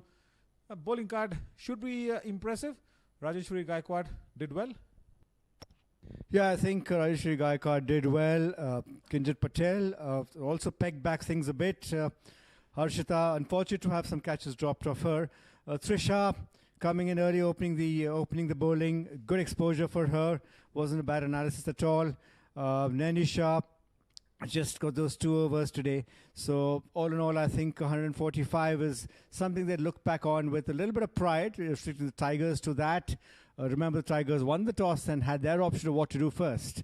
So it seems to me to be an exciting game. It will be really well set up if the Mystics can pull this back with Roshni and the top batting order that they have, kind of get over the line. I like what you precisely mentioned. Top batting order. Yeah. Gulbarga Mystics, they're good at the top of the order, but then slightly struggle when they get to the middle order and lower middle order. But 145, it's almost at par. That's exactly what we were guessing as well in the first innings, 145, 150. But Vrinda Dinesh would be disappointed with the way the lower order batters of Hubli Tigers also batted, because they were really well poised for, say, something close than 160, 165. But she'll be definitely feeling 15, 16 runs short. But nevertheless, that's all they've got to play for, as 146 is what they need. And the first ball. So this is also the sibling rivalry match, probably, that we are going to witness. It's really important to go ahead and talk about that one. Rameshwari Gaikwad with the ball against her sisters, captain seed Gulbarga Mystics. They're off with the chase. Yeah, in separate hotels. Otherwise, you wonder what kind of a dinner conversation that would have been about this match.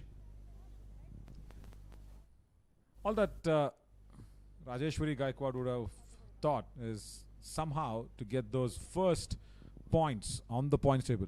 That's exactly what they need, the winning points, because they've been struggling with that one.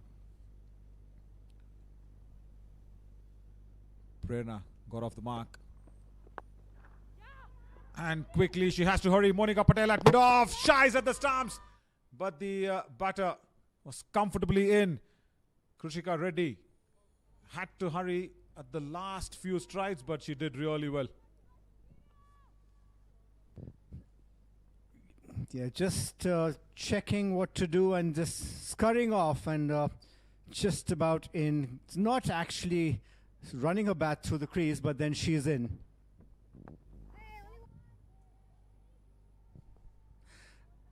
Yeah, with these two have plenty of experience. You know, it actually sounds trifle amazing, but Krishika Reddy's played Karnataka under-19s for the first time when she was 13 years old. A different era altogether. Prerna has been around a long time. Like I mentioned earlier, she's played from the time the tournament was an under-16 tournament, the very first, the youngest age group for the BCCI tournaments. Just passing that one closer to the bat. Rameshwari Gaikwad. And when you speak of these age gaps and the way that they're playing cricket for, it also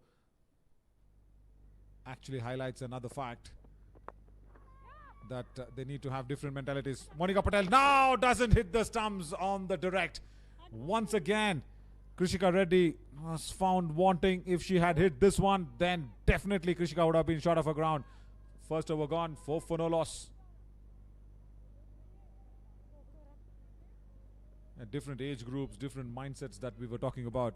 When you give these examples, you know, what I actually think is there's a mix of good youth and exuberance, and there's a good mix of experience in our Maharani Trophy 2026. It's a nice, complete, good balance. Yeah, what I also mean is, I want these batters to go well, and youngsters like Kushi, who's actually a batter also, and some of the other youngsters should really see how they play the game and really pick it up from there. Monica Patel introduced into the attack. She's got that short third, backward of point.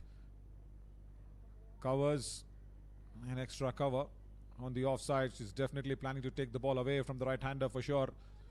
But she's also got that deep mid-wicket and deep square leg. So she's got two options: to take it away or to bring it back in. Taking it away from the right-hander is her natural delivery to go to for Monica Patel. Krishika needs to be ready for both. Comes back in. And there is deep square leg, like I mentioned. Good field that has been provided to her by Vrinda Dinesh. So that keeps the batters guessing. Yeah, like you mentioned, with that angle that Monica naturally has, bowling over left arm over, bowling over the stumps, I think that point fielder is really, the gully is going to come into question in a big way. It is a bit of a risk, but they've decided to not allow the batters the freedom to free their arms and go to the leg side, to the cow corner and the deep mid-wicket regions. Too wayward to start off with. That one swung in the air a bit. Good take though, but it did start off just outside leg stump. You're talking about the wicket keepers in this tournament in the first innings, isn't it? Pratyusha, after scoring that wonderful half century, now needs to come out there and keep wickets. And the competition in between the team members as well exists for the keeper slot. Nice shape. You're part of also playing, you mentioned the wicket keepers again. Yes, part of the playing the game is this habit of knowing how to switch on and switch off. And there is another mode, which is the switch down mode, So, like you very rightly said, the keepers have a lot of work to do. She's batted out there a long time, could have gone on longer, and now she's got to crouch up and down. And you develop the habit of switching in three modes to conserve your energy and focus. And probably a quick shower in the dressing room and then come out would have given her a little bit of a fresh energy. Clipped away.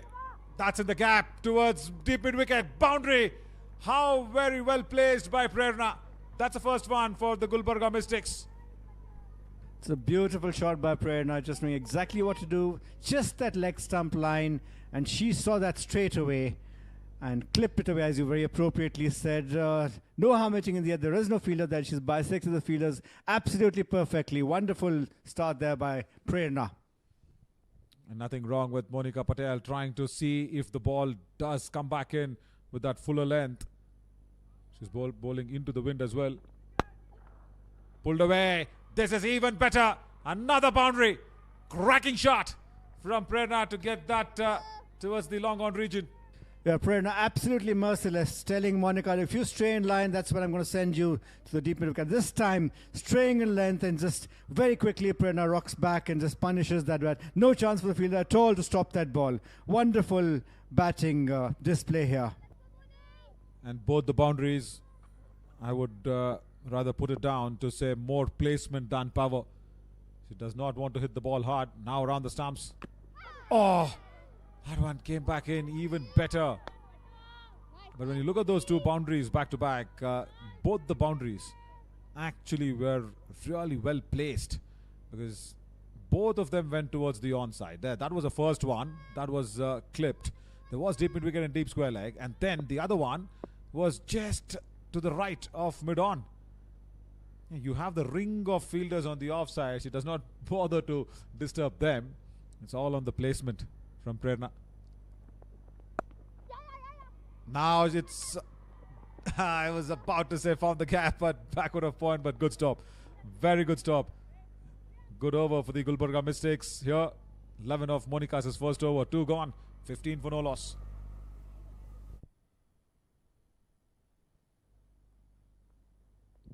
Yeah, I wouldn't imagine that the Mystics have their tail up, not the Tigers so much now. Oh, we're still even, Stephen.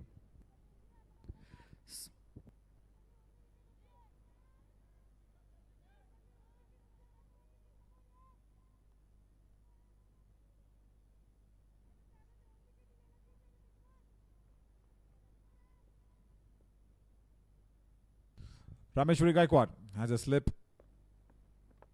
Short of a length. But no harm done.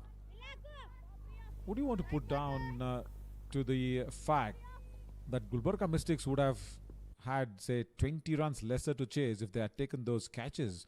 Probably 2 going down in the slips and 1 at the deep mid-wicket region. And I think both times it was Aditi Rajesh in the slips. Oh, good turn. Fabulous.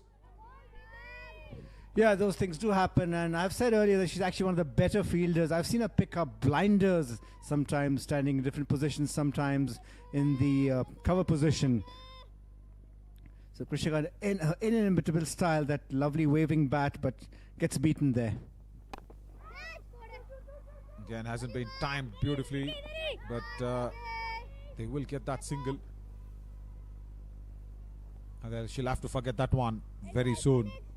Is Aditi Rajesh, because she's got some work to do with the bat. But definitely they are chasing, say, at least 15 runs extra for the drop catches. At least 15, 18 runs extra, if not. Rameshwari wants the point fielder to move a little more finer.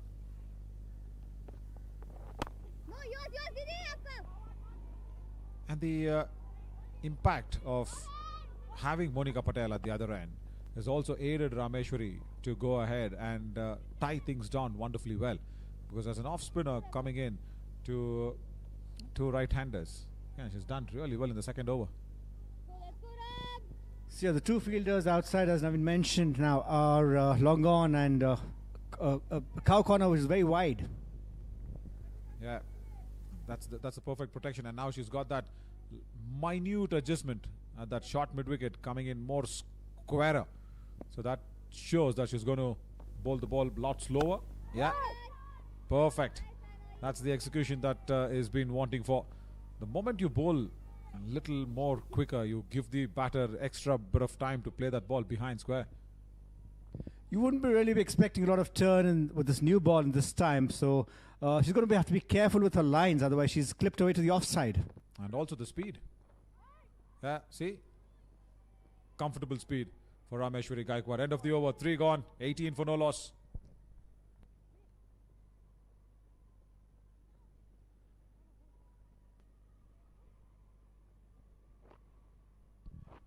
Yeah, so speaking of the wicket keepers that we actually had the conversation in the previous over, how important it is, you know, because we saw what happened in the Maharaja Trophy. A big revelation was Lavneet Sisodiya. Keeper, yes, but when he was fielding, phenomenal. Of course, all wicket keepers are good fielders, but he also had the responsibility of batting for his side and the bigger responsibility of captaining the side, and now he's a champion of the Maharaja Trophy 2026. And what that paved way for was for another youngster, Sujay Sateri, who came into the mix. So yeah, when you speak of Pratyusha, the added responsibility also comes in how well she's batted today. Saina Kapoor been introduced into the attack. Monica Patel just 1 over and taken off. Good stop, but shot fine. Well, looking at Saina, the style she prefers bowling, where she uses the crease, I really think now that the gully, the deep backward point and all those fields have to be very careful. There's going to be a lot of balls going over there. Hopefully they can plug those.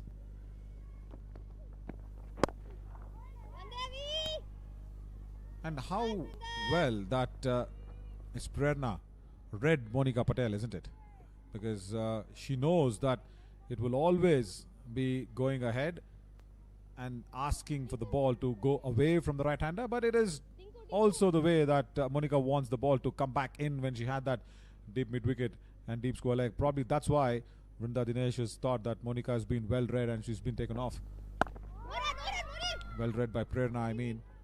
Like we said, definitely the sister battle. We mentioned that earlier on, and now Rameshwari Gaikwad has, do you want to say, slighter upper hand because of the 2 good overs against Rajeshwari's side?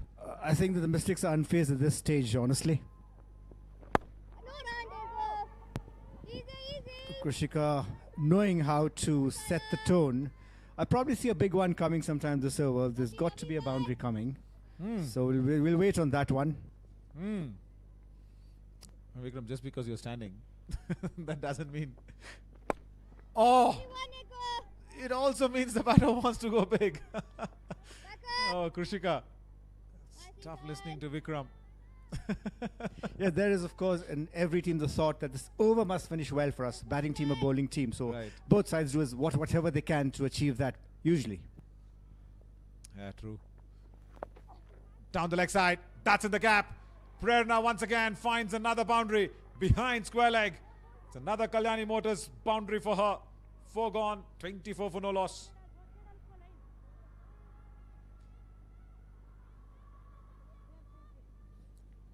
Like I mentioned, she's reading the line so very well as Prerna. Well, that's a big trait for any opener. And also reading the mind of the bowler, isn't it? Not just reading the line after the ball has been delivered from the bowler's hand. Reading the mind of the bowler. But they're not been able to read Rameshwari that well. 2 overs, only 7. Quite right. That's why you see them bowlers staring at the batters and the other way around to understand somewhat what are the thoughts going in their heads. And that brings me to another point of discussion, where they say that bowlers who can bat, or rather batters who can bowl, does also perform well. And thankfully for us, in the Maharani Trophy 2026, we don't have the impact rule coming in and impacting the all-rounders' capabilities. Good point there. Oh, nicely picked that one from within the line of the stumps. Kind of risky. So while these batters have been out there for some time and we're getting used to them, also I might like to mention that Krushika already herself was a wicket keeper some years ago. So a lot of wicket keeping happening around. I think the very interesting discussion you started on the wicket keepers. We've got a lot of them in Karnataka, but because now Krushika prefers to focus on a batting, she bowls a few off breaks now and then. It's a good thing, you know, that you're spoiled for choices. Wicket keepers.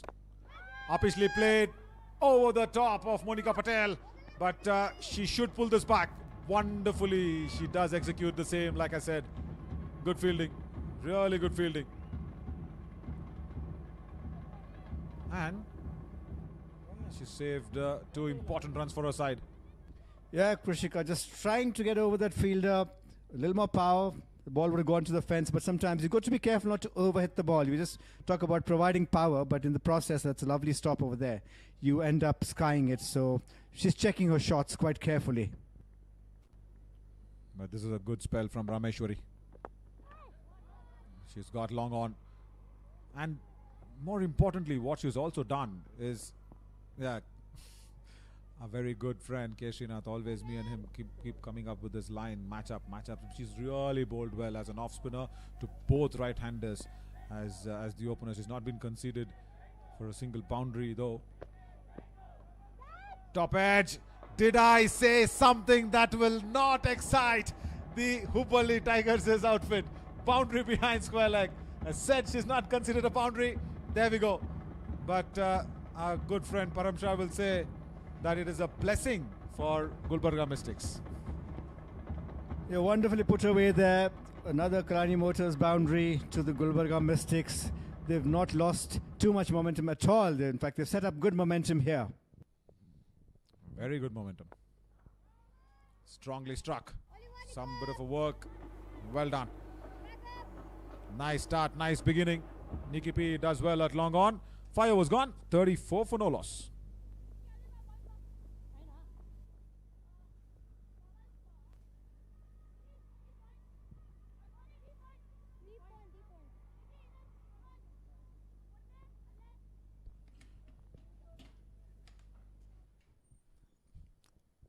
Thanks, Naveen, and Vikram. Enjoy your dinner and come back quickly. We are at the thick of action, and how often have we not seen this in pursuit of 146? Mystics have started off well, 34 without loss, and 2 sisters on either side. Rameshwari tying the batters up within the first 5 overs, and Rajeshwari Gaikwad bowling those all important overs in the death, 18 and 20. So the Gaikwad sisters in action with the ball. One left arm spin, the other off spin. A battle of the sisters, indeed. How good was Rajeshwari Gaikwad in not just in the power play but also in those death overs. And Rameshwari doing something very similar here. Short ball from Priya Chauhan and gets the treatment. Prerna standing tall, not bothered to rolling the wrist over. Vacant gaps on the leg side. Straight away, welcome to the crease with the Kalyani motor boundary. Yeah, shot on this occasion, Priya Chauhan, and absolutely had a lot of time, pulled that over that square leg region, and Kalyani Motors boundary. Krishika is just not finding a timing right, but on song is Prerna. One more short ball. Disappointment on her face. She's thudding the bat onto her pad. She knew another boundary was on the anvil for her. Just had to do was beat the short fine fielder. Yeah, Priya Chauhan got away with that one. Again, short delivery going down the leg, and Prerna on that occasion. Unfortunate fielder there at short fine.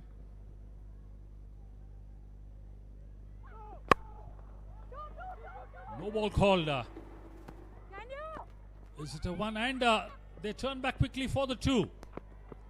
A bit slow to get to the ball was Monica Patel, I reckon. And she's just clutching onto her shoulder once again. No second invitation. It's a free hit. She's going to free her arms. What is the area she's going to target? She's going to line up anything on the leg side if it's within the stumps. Else she's going to go downtown.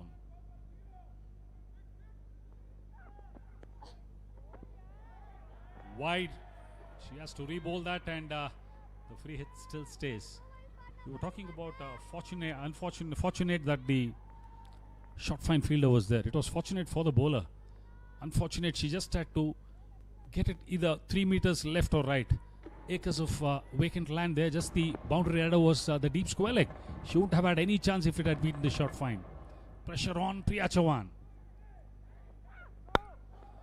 Downtown. Over extra cover, one bounce. Timing excellent, lined it up well.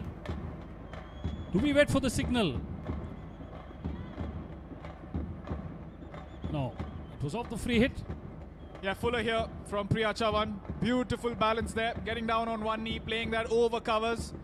And another wonderful Kalyani Motors boundary there from the batter, Prerna Ji. Double whammy, one more free hit coming up. Another no ball. Wide, and she has to re-bowl that. Under pressure is Prerna. Or rather, Priya Chauhan. The bowler totally off target. The free hit still continues, says the umpire. 34 of 20. She's on a roll. One thing, Param, these batters have to keep in mind is the set batter has to go the distance. 145 was the score which the Hubli got. 146 is the target. It becomes all the more important for the batters to just back through the innings. That's what Prerna would like to do. Once again over the top, this time high over extra cover. Couple of bounces, hitting this one on the up. Extension of the hands, length ball. Second Kalyani motor boundary in this over for Prerna. Yeah, Priya slightly short on this occasion. Length delivery and hitting that beautifully over covers. Another Kalyani Motors boundary for the Gulbarga Mystics. Prerna looking very, very good here. Yeah, you were mentioning that she's a set batter. She needs to stick it out till the end. Play that big innings. Take Gulbarga Mystics to the finish line. Very, very crucial here for Prerna not to try anything silly. 3 more balls left in the power play. Smart batting, and yeah, with that boundary we also saw the 50 coming up for the Gulbarga Mystics. The second 50-run partnership for the opening stand. We saw one the other night with the Hubli Tigers, and this one coming against Hubli for the Mystics. A must-win game. They are holding on to their nerve. They need to carry on the way they are doing it.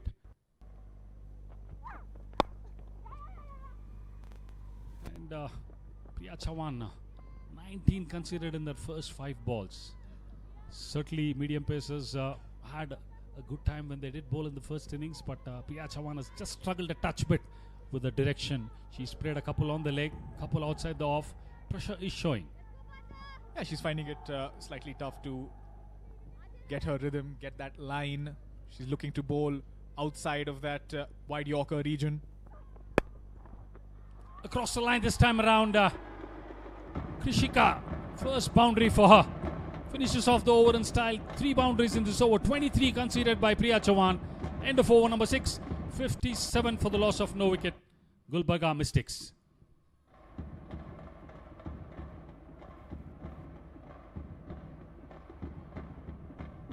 What a rollicking power play this has been for the Mystics.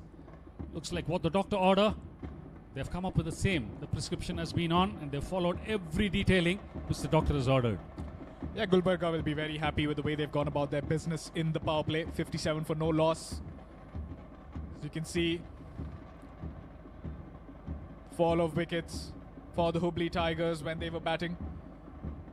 But Gulbarga Mystics are sitting very pretty at this moment.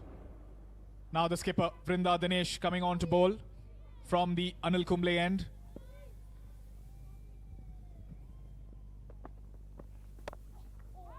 Cut, but hitting the toe end of the bat. That boundary for Krishika would have given her a lot of confidence. She's been the one who's played second fiddle. Not only second fiddle, but she's struggled to get the ball going in the gaps or any sort of timing. I think Prerna's the one who's on song.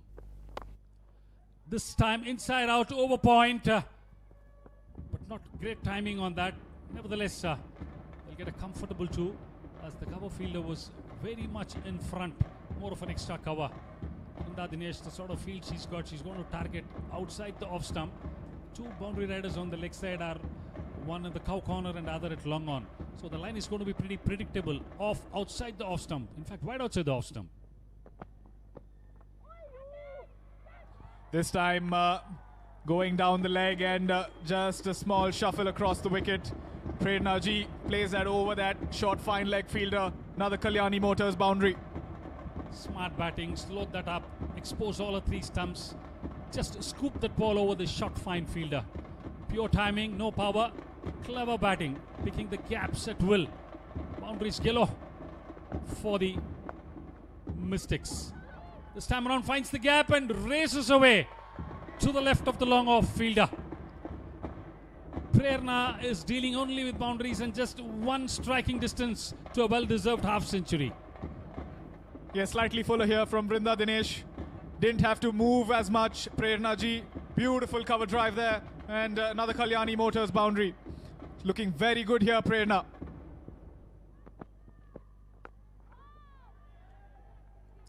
Sensible batting where required. Give respect to the bowler. You're not there out just on a demolition mode. But the runs are coming at will. It's about keeping your composure. Last ball. Goes for a hoik. No connection. Dot ball to finish. Vrinda Dinesh starts off pretty expensively. 10 of the over. 7 overs done. Gulbarga Mystics 67 without loss.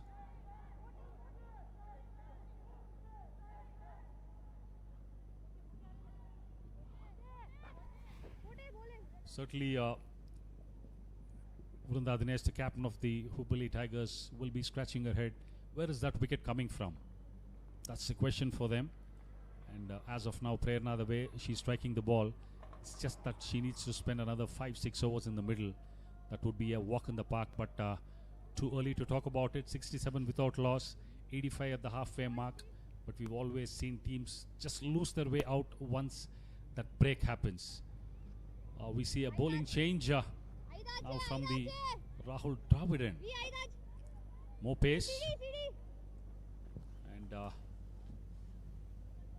it's Shreya.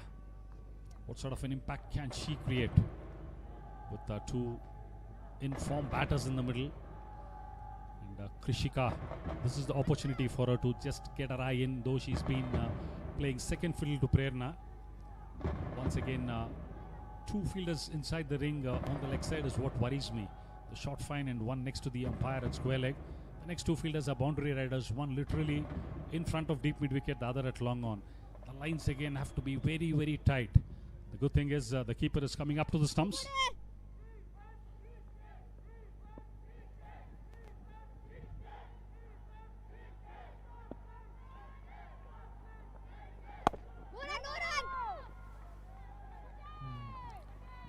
Yep, Prerna looking to get off strike. Wants to get that single. Gentle, you can say dibbly-dobbly. Just floating the ball in there, getting it to just swing a tad into the batter. But our lines have to be extremely tight. Always mention that. Shot this time around at a misfield. Hubli Tigers at the moment are lost. Good timing, power generated in that. Krishika would be more than happy to take it between the hands. Is that the skipper? Yeah, slightly short on this occasion. And the skipper having a misfield there. Another Kalyani Motors boundary. Couple of misfields. We were talking about that in the first innings. Proved to be slightly expensive for the Hubli Tigers. Is that going to be the case here? Is that rubbing off on the Hubli Tigers?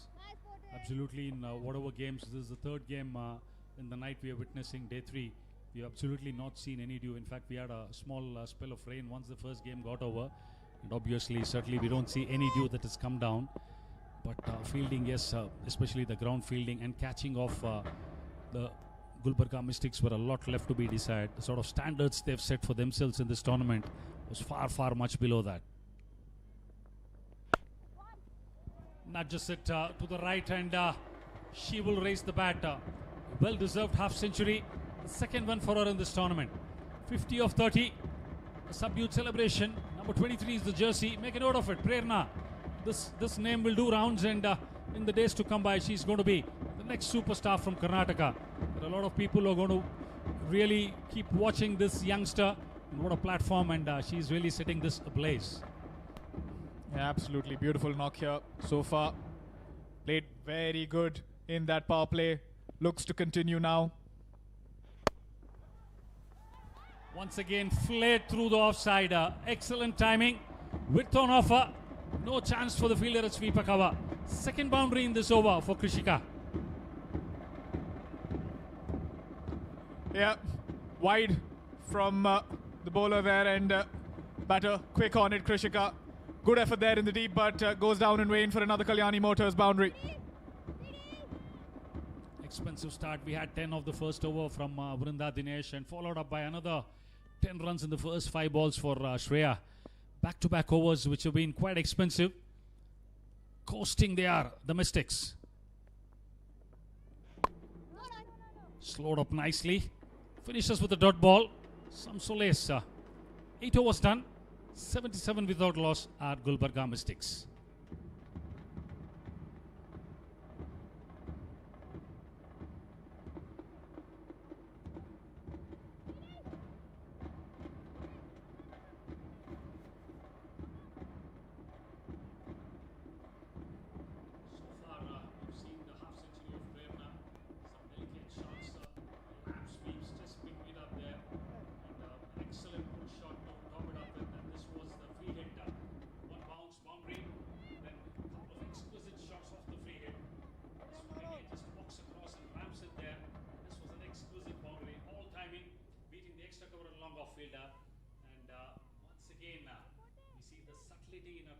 Absolutely no power and a subdued celebration.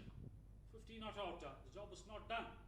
She knows that she has to bat through for this innings to hold together and to take Mystics over the line. Yeah, that was the classical half century we saw from this time around. Pulled brilliantly. Power, timing, both good on it, and dissects the fielder. Yeah, Nikki Prasad shot on that occasion. First ball in her spell, and Prerna ji dispatches that for another Kalyani Motors boundary. Threading that needle, finding that gap between the fielder there at long on and deep mid wicket. 5 boundaries in the last 2 overs. They are on a canter now. They're not going to just get the pedal off the gas off the pedal. Slowing it up, Nikki Prasad. Over his ball, they've been welcomed with boundaries. 81 of 8.2, 65 of 70, certainly very much in striking distance.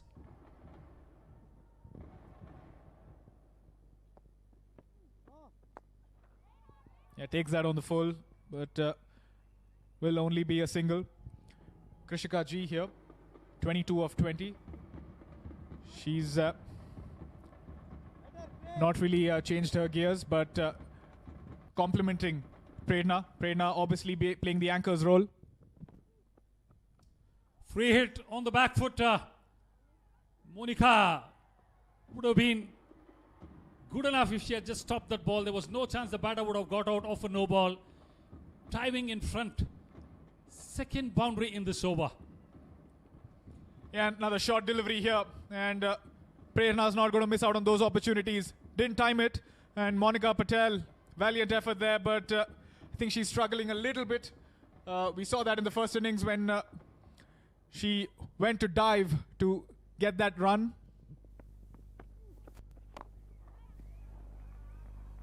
Smart batting. There were 2 boundaries. A no ball of the free hit with which Krishika got that boundary. Yeah, true. Monica Patel seems to be in some sort of discomfort, and that's a bowling arm. She's not been able to put it to good use. Getting close to that magical figure of 100. Oh, hands around, waving around, and field sets are changing every ball. We have a deep extra cover and a long off for an off spinner bowling around the stumps. 3 behind square on the off. Still 2 boundary riders, 1 in cow corner and 1 in long on.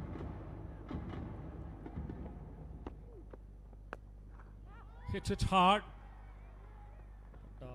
Gets it to the fielder where they just that change.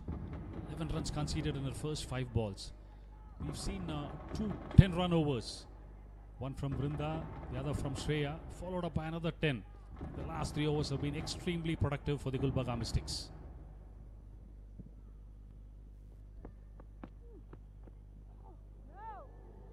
Sweeps and misses on that occasion. 88 for no loss after the end of the 9th.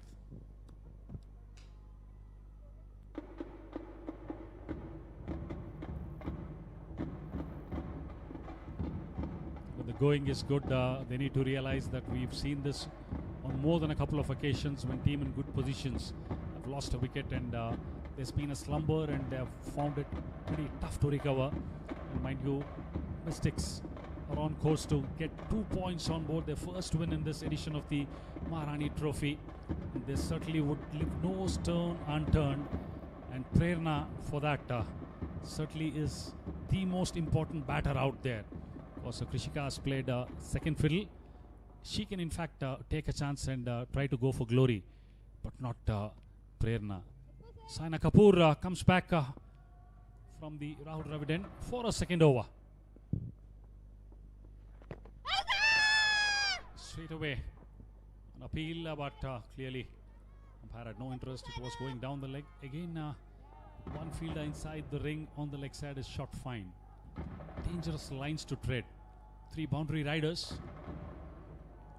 This is the shot she tried, pitching on leg, sliding down. Cut hard. Is there a chance? It's Monica Patel doing up the mopping up operations, but I fail to understand why with the injured hand or shoulder she's doing the duties on the boundary line. Yeah, she looks to be struggling, not at 100%. Went for that dive to try and get that single in the first innings, but in the course may have hurt her shoulder. Saw the physio trying to work her back there a little while ago. Hope she's doing okay. Reverse gets some contact for a single. pretty high risk shot. If you get a boundary of it, we do understand. All that you require is less than run a ball in an over. Proper cricketing shots, some sanity. It's just about holding on to the nerves. And again, we are approaching the dreaded, drink break. That's the time when things can just change around. Very important for the batters to keep cool under pressure now. It's no pressure for the batting side as of now. But always what we see is the 10-over mark, they regroup. The bowling team gains some respite, but the batting team is the one always which loses that focus. Well, they say risk is very important to take, and I say risk is the down payment for success.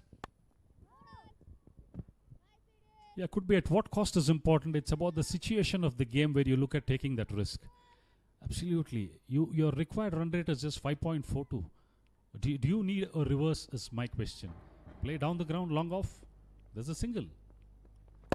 Risk in the situation is what is important. If you're planning to get 12, 13 and over, that's when you require two solid boundaries. You can try to play the field, play the reverse, play the lap.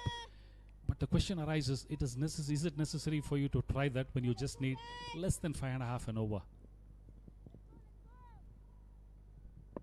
What we talk about, common sense cricket, which is a rarity in modern day. Finishes off the over with a single. 10 overs done. The Mystics comfortably placed at 92 for the loss of no wicket. We can see the umpire signal to his watch and say, time for a hydration break. What's in store from here on? This is the time when the teams regroup and get back the momentum. Always shifts the other way around. So let's get Naveen in and let's see how we can take this game forward from here.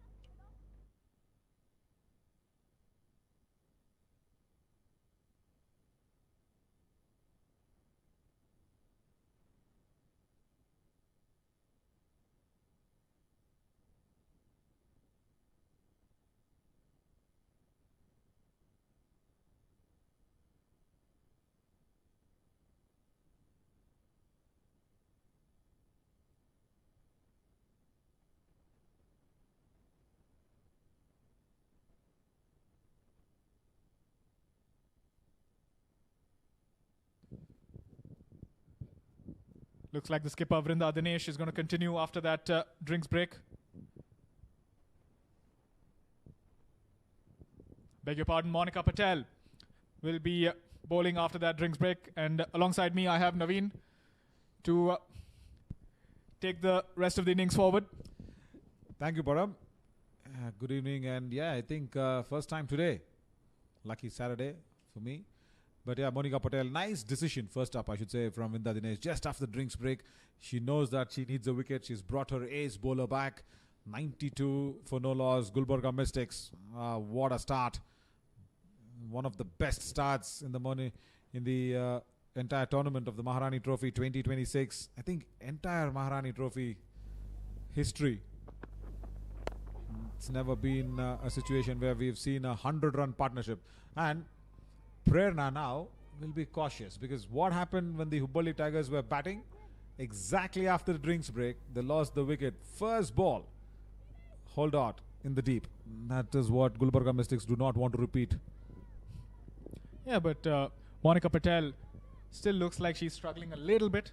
She had that niggle, I should say, in the elbow in the first innings, and even the field, she was looking rather sloppy. Hope she's at 100% here.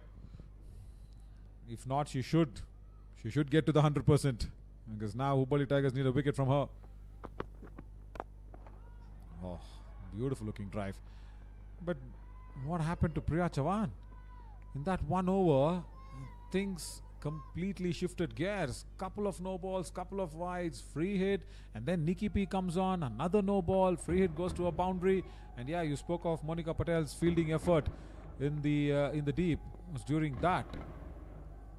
I think, you know what, it shouldn't be the way forward going in, but at least for someone like Monica Patel, it's guided beautifully well behind point. They will settle down for a 1. For someone like Monica Patel, since you're the ace bowler, what Vrinda should probably try and do is not put her on the boundary ropes, especially because her primary responsibility is bowling 4 wickets in good economy, pick up a couple of 4 or even 3 wickets. Just try and keep her at inside the ring somewhere.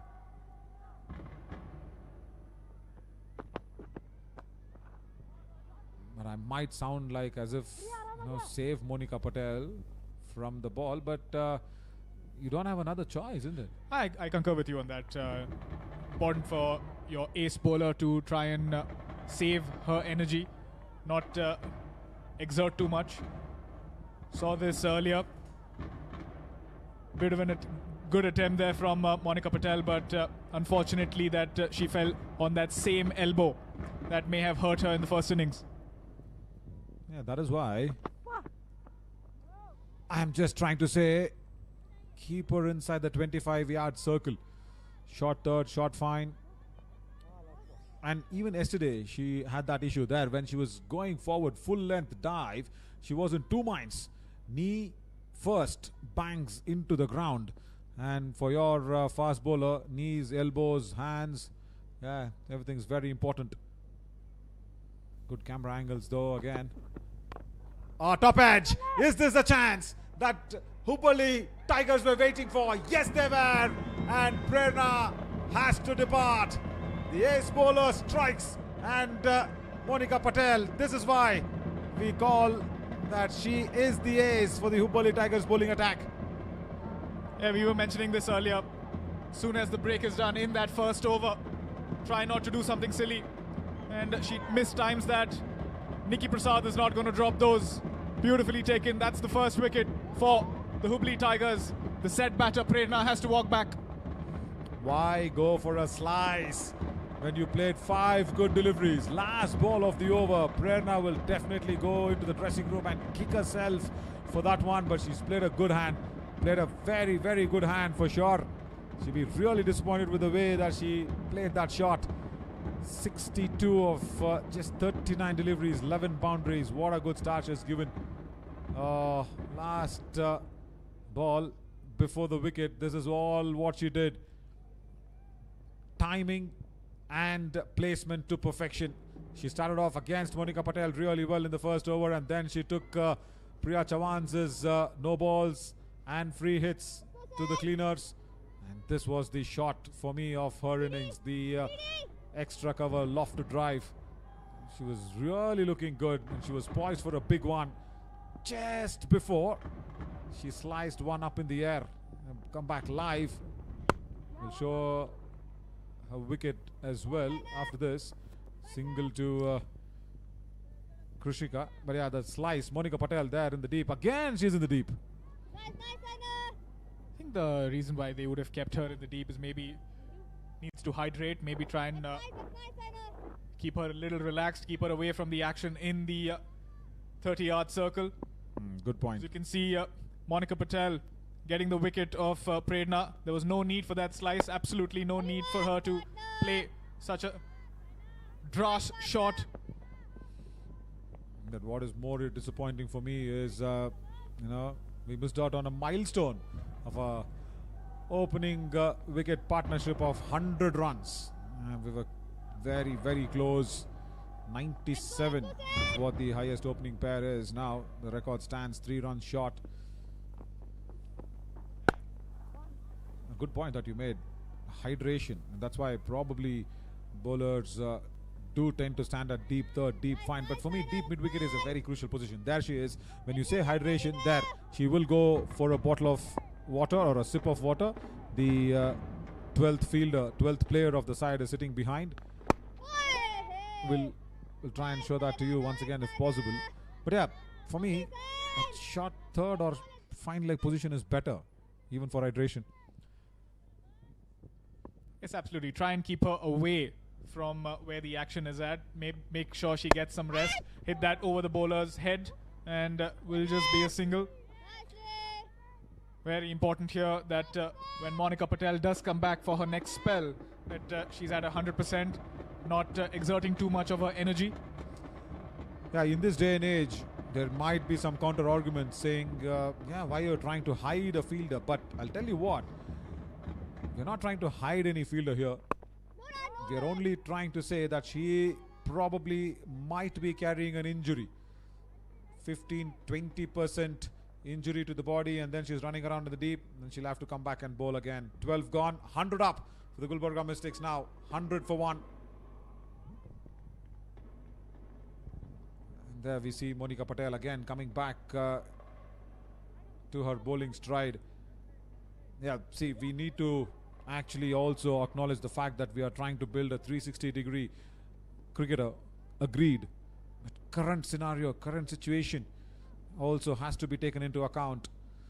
But if she's happy doing that, I think maybe she should be allowed to do it. I think even Vrinda Dinesh would have asked her, saying, hey bud, do you want to just stand at fine leg or third? She would have said, no, I'm fine there. So yeah, I think that's where we should rest the conversation with. Good line. We were also talking about not just strategies on the field, but also strategies before the team were founded. The auction strategy that the Hubli Tigers had adopted. They were quite aggressive in that auction. They went for about 4 to 5 players from the main pool, rather the pool A. They got some senior players there. Nikki Prasad, Monica Patel, Vrinda Dinesh, just to name a few, Divya Nyanananda. So their strategy was very clear. They were very clear with that intent. They wanted to get the best, and they got the top seeds rather. Uppishly driven. Will probably not reach the boundary ropes. Couple of runs, yes. I also add Pratyusha's name to that list. She did really well today with the bat. And I think they've done good. Hubli Tigers being the defending champions of the Maharani Trophy. I think they need to, rather they had to, go for the pool A where the stronger players or the costlier players were.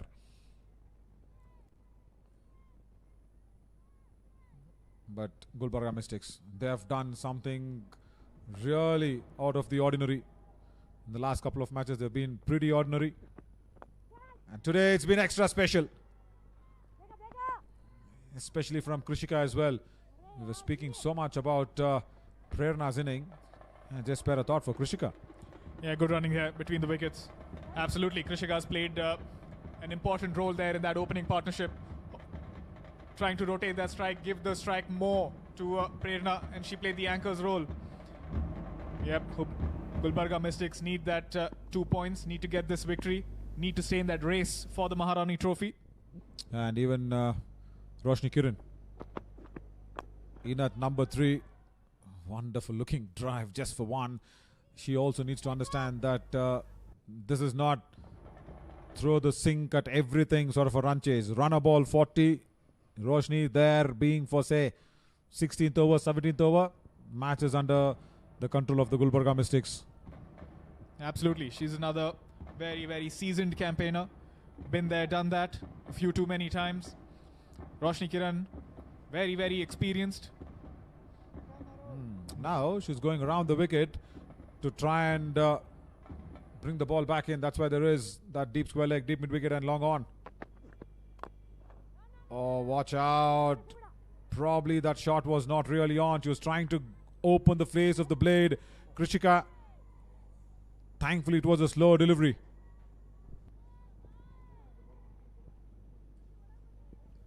Yeah, little fuller here from Monica Patel, but that was intentional. She was looking for that block hole region. And Krishika, beg your pardon, Krishika, not able to get that through that cover region. Rameshwari Gaikwad standing there tall. Down the leg side. Yeah, but I tell you, she was trying to create a shot which was not on. For me, that is something that she shouldn't be doing. You play the ball on its merit. That's okay. But, yeah, of course, this was a wide delivery. But the delivery just before this, she was trying to open the face of the blade for the ball that was in line with the stumps. So watch out. There are two possibilities if you don't time the ball. LBW, or you may expose the wickets. Much better. Pulled away, and that is what you want to do. Behind square leg. Think it's gone all the way. 6. 13 gone, and it is 112 for 1. Yeah, slightly short here, and down the leg. She was quick onto that, and that's another cycle pure Agarbatti maximum.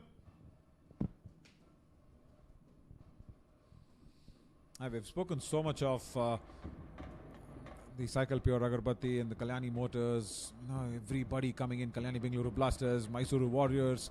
It is so nice to even also ask you, since of course you also are a very integral part of the operations at KSCA, how well these owners are, because I'll try to give you a little story of what Mr. Suresh does with us. Is very, very sweet as a gentleman, as a person who comes across as a warm person as well.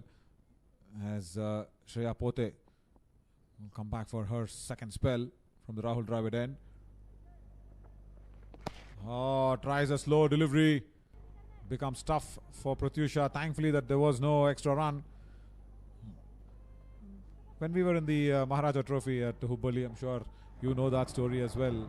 I was just trying to have a bit of a real shot with him in terms of saying how good it is and all that. So I probably end that reel just on a funnier note saying, we've been mentioning so much about cycle pure Agarbattis and 6, and we've not got any Agarbatti packets from you. He, very impromptu, he goes, says, yeah, tomorrow, don't worry, it'll be on your commentary box. I'm like, okay, yeah, I just said it for fun, that's fine.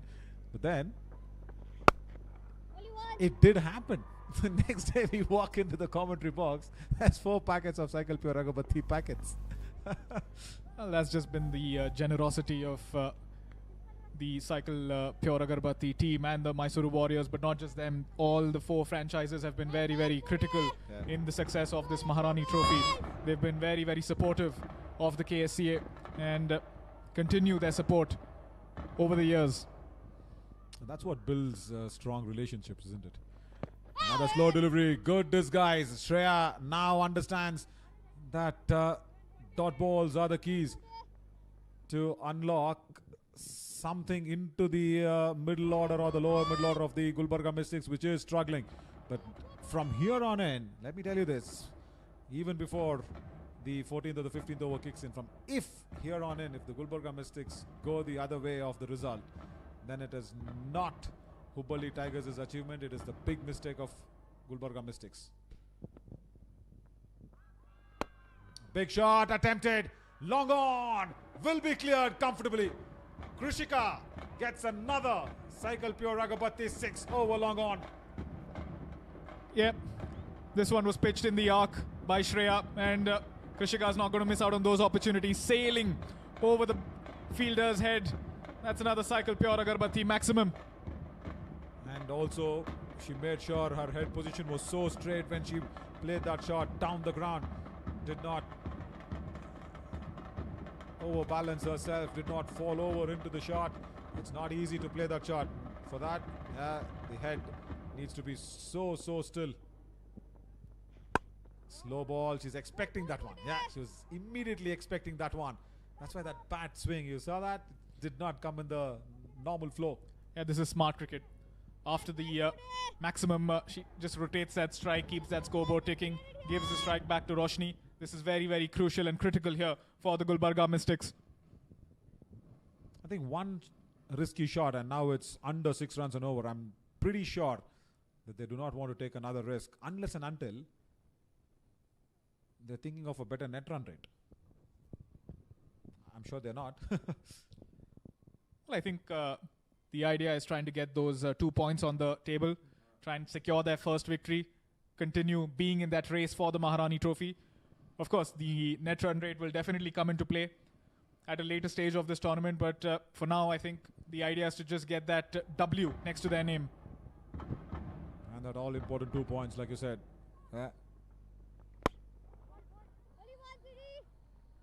Good over for the Gulbarga Mystics again. And one big 6 from Krishika, making matters even more stronger. 14 gone, 122 for 1.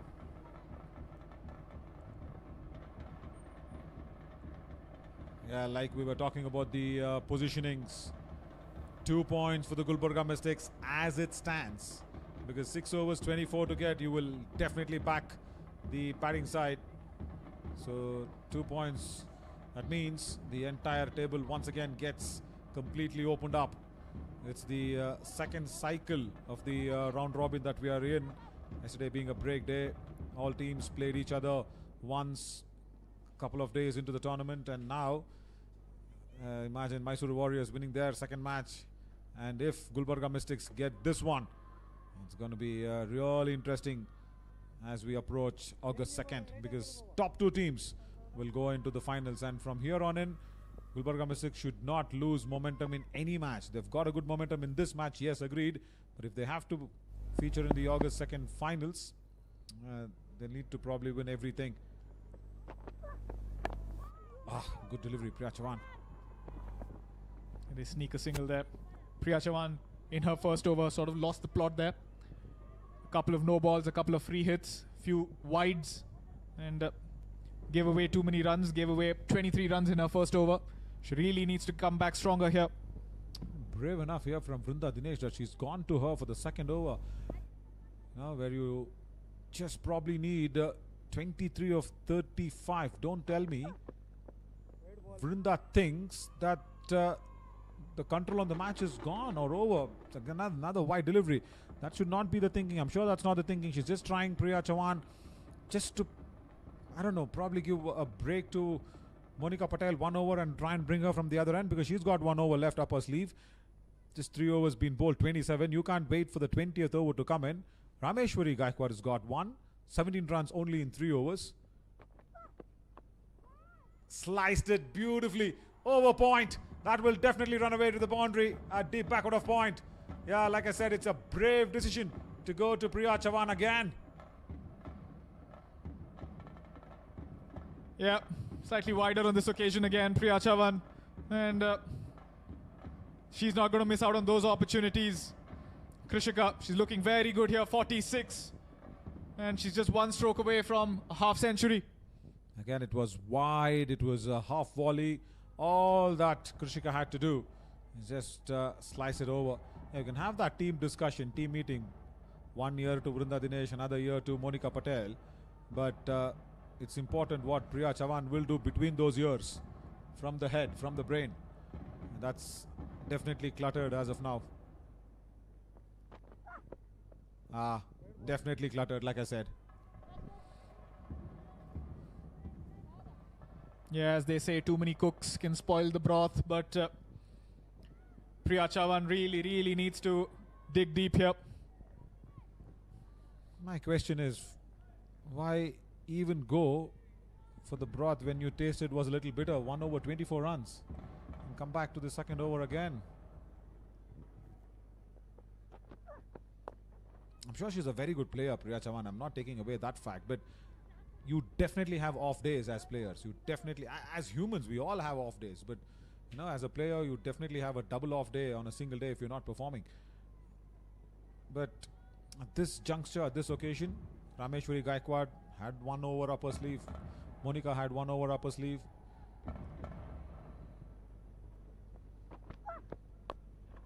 Good timing. Yeah, interesting, they didn't go to Saina Kapoor Oh yeah. for that over here. Yeah, good point. Very good point. 3 overs, 14 runs only. Well, very interesting. What went into Vrinda Dinesh's thinking to go to Priya Chauhan again? And nevertheless, Gulbarga Mystics will take that decision. For them, it is getting easier and easier to their first victory. Obviously lofted over extra cover.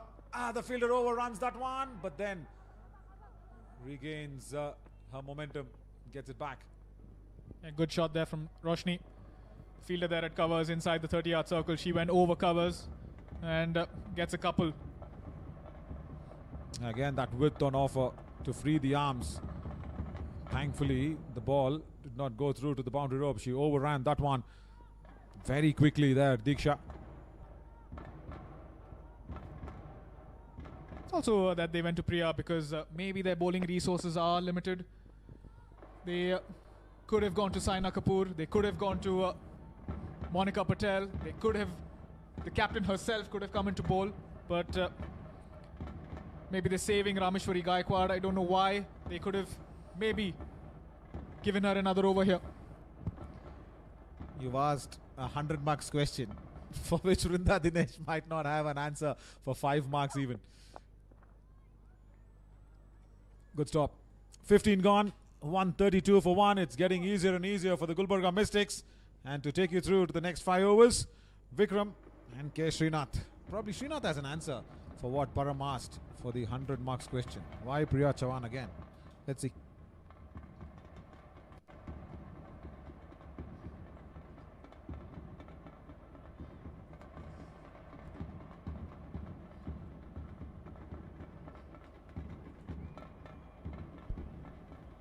Thank you, gents, and that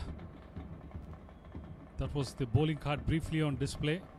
Rameshwari 3 overs 17, Monica 327, 1 wicket. The lone wicket taker in that column. 233, Priya Chauhan. The talk has all been about Priya. The reason being the limited bowling resources they have. The one quality spinner in them is Priya Chauhan. The rest all are bowlers who can just fill in there. And Rameshwari Gaikwad did a reasonably good job up in the power play. Is it too late now to throw the ball to Saina Kapoor? Welcome, Vikram. Thank you.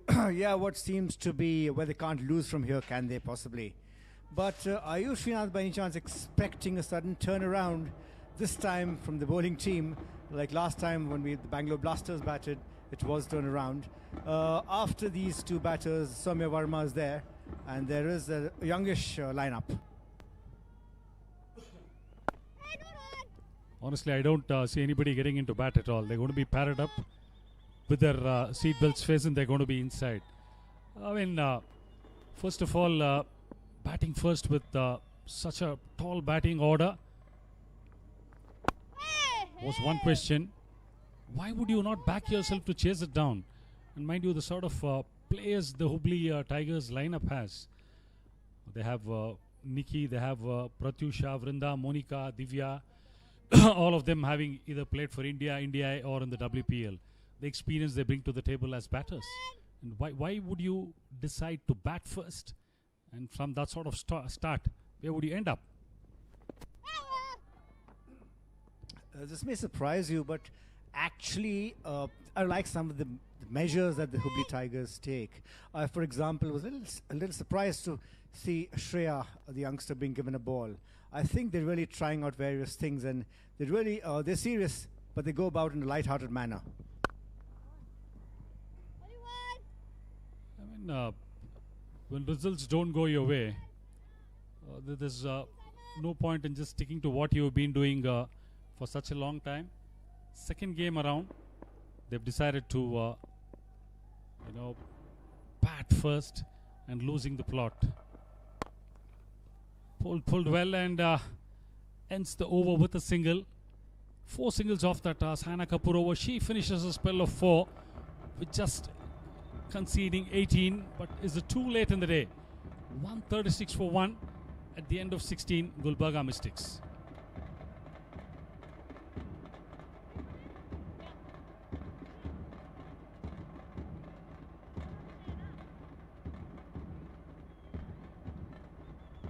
Very short tournament, Vikram. The turnaround time also is pretty short. Maybe they get to play one more game tomorrow. There's a break on Tuesday. They play one more, then a break on Wednesday, again on Thursday. But the key here is you need your best players in the playing 11. Your picks, you've gone in for those top guns whom I mentioned earlier. All of them are not just good enough. They are brilliant with the bat. But with these things in mind, why do you want to bat first is a question. And I did just speak to Vrinda before the toss, saying, did they get a touch complacent when they had to defend 75 in the last 30 balls? She said, yeah, we missed a trick there. And Krishika, will she be the second half centurion for the Gulbarga Mystics? He's just one strike away. What a partnership she did forge with Prerna. Yes, the landmark apart, the context really describes it as a very key knock. True, and certainly deserves a celebration. Jump in the air, and yes, she says, there you are. But animated, yeah. Adrenaline flowing, and what a time. She had a rough start. She couldn't get the timing going in the initial first 12-15 balls she played. The free hit and the boundary she got. After that, no looking back. 50 of 42. Well-deserved half century for Krishika.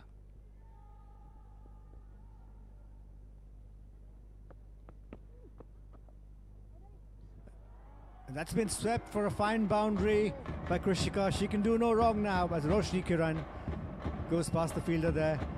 It's a despairing team, the Hubli Tigers, as they look on. They surely can't get back into this game very easily. Free hit down the leg, getting on top of the ball, just giving it direction.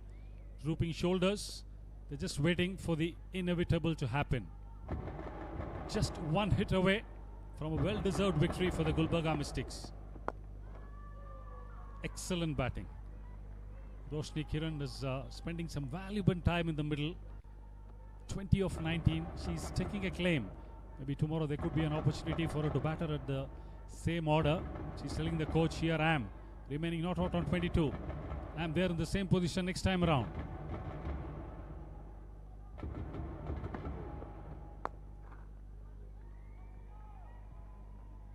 What is more important is to maintain that winning momentum. They failed in the last game, the Hubli Tigers. The defeat today would certainly put them off, and there'll be a lot of questions that they need to answer. But certainly, I'm very excited after what the result is going to be. Nothing against the Hubli Tigers. In fact, I love it when they come back. They have a brilliant strategist. We saw that last year. Well, I'm just hoping it's set up nicely now. Throw Ekstakawa, that's the winning hit. Aptly from the blade of Roshni Kiran. Elation and jubilation. Finishing off in style, and the Mystics pulling off a massive victory. Winning by 9 wickets. There we see the dugout. And obviously, Roshni Kiran finishing off in style, and Krishika will certainly be happy. And already we've seen one substitute run onto the field to send across a congratulatory message. Truly impeccable performance with the bat and the ball, barring what they did on the field with the catching and fielding. Truly excellent scenes on the field. Disappointed will be Hubli Tigers, but more than anything, the table is opened up with these 2 points that have come the Mystics' way. Yeah, just to that point, you're right. They will need to introspect on the catches they've put down. Also, sometimes, correct me if I'm wrong, I just feel that you can't really take on the boundary rider all the time. And I saw that propensity from the Mystics. And I really think that they watched out for that. Why you see the batting card here. So, Krishika ready. Prerna chopping it over there. Krishika supported amicably there. Roshni Kiran coming to finish the formalities. There's nothing for the other batters to do. Aditi Rajesh didn't need to step in there. Of course, you had the blade of Soumya Verma to follow also. Nothing much to talk about. The bowling card, 1 for 27. The lone wicket taker was Monica Patel. Rameshwari Gaikwad was frugal. 4 overs for 18, Saina Kapoor, but nothing in the wicket column. They used as many as 7 bowlers. Nobody came to the party. In the end, it was 148 for 1 in 17 overs. 3 overs to spare. You would say the Hubli Tigers were literally tamed today. What a comprehensive victory. And the highlights so far. This was the Hubli innings. Got off to a good start. Back-to-back boundaries, some subtle timing. The first breakthrough, captain to captain, knocking off her counterpart. This was the first one down, and then this was the partnership that took them on. Some big boundary hits, subtle timing. What we saw on picture was exquisite timing by Nikki Prasad and Pratyusha, though she led a charmed life, but did start off well and got to a well-deserved half-century. Overall, this was the partnership which laid the foundation, and at one point in time, the Hubli Tigers were cruising along and looked like they were getting close to the coveted mark of 170, 175. Some excellent shots both by Pratyusha. This was the downfall. Nikki Prasad getting out just after the break. And then we saw Divya Gnanananda get out immediately. Again, a flurry of boundaries. We thought the Hubli Tigers were just right getting back into the game. That was a well-deserved 50 for Pratyusha. 3 boundaries in that particular over of Harshita. And some flurry of boundaries at this point in time. Big sixers. This was again the tip of the iceberg. Brilliant piece of wicket keeping. Running out Pratyusha at the bowler's end. And there we saw the momentum get back in to the Mystics side. Brilliant stumping and bowling those frugal overs in the end was the captain. Couple of stung in. Overall, it was a fabulous finish in the end for the Gulbarga Mystics. Then when the batting started, it was a different beast when we saw Prerna coming to the party with some exquisitely timed shots, and giving a company later on was Krishika, who remained unbeaten on 50. Shots all around the park, driving down the ground. These free hits didn't help the Hubli Tigers any which way. Pull shots in front, extra cover drives, just walking across, lap sweeps. 360 degrees of the ground was peppered. This was the standout shot for me. Standing tall, driving it next to extra cover. Exquisite timing, not going for glory with par. This was the well-deserved half-century for Prerna. Again, we talk about the momentum. This was what happened post the break. But none of the bowlers were able to apply any sort of pressure on the bludgeoning blades of Prerna and Krishika. Some outstanding cricketing shots. Sloppy fielding by Hubli also. This was the wicket in the 11th over, last ball just after the break. The only breakthrough which they managed to get. Then Roshni walked in, straight away started off with some exquisite shots. The finishing touch was given by Krishika and Roshni. This was a sweep, well-timed. Timing was utmost in this game. This was the finishing touch. And there she says, I've fired the rocket. End of it, a 9-wicket victory. Clinical and a comprehensive victory, I would say. Only area where they would look to work on in the next game would be their ground fielding and catching. Rest, I think they would be more than happy. Gulbarga Mystics in the end pulling off a 9-wicket victory. Their first 2 points on the table. What an emphatic victory. Hubli Tigers losing their second game. Winning the toss, batting, losing second. Tigers versus Gulbarga Mystics. The summary: Pratyusha 68, 33 Nikki Prasad. Good performance with the ball. 145 for 7 was what they could manage. Mystics in their chase. Comprehensive victory. 148 for 1 in 17 overs. 63 Prerna. Krishika Reddy 51 unbeaten. And 24 not out was Roshni Kiran. Fantastic partnerships all through. And what a victory. 9 wickets and 3 overs to spare. 1 for 27. And Monica Patel was the only wicket taker.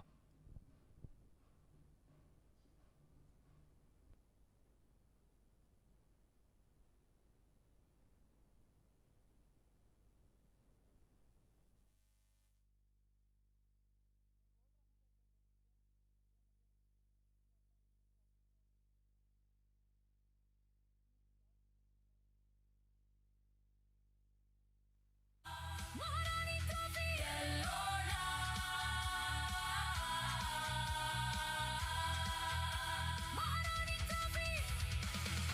Maharani Trophy.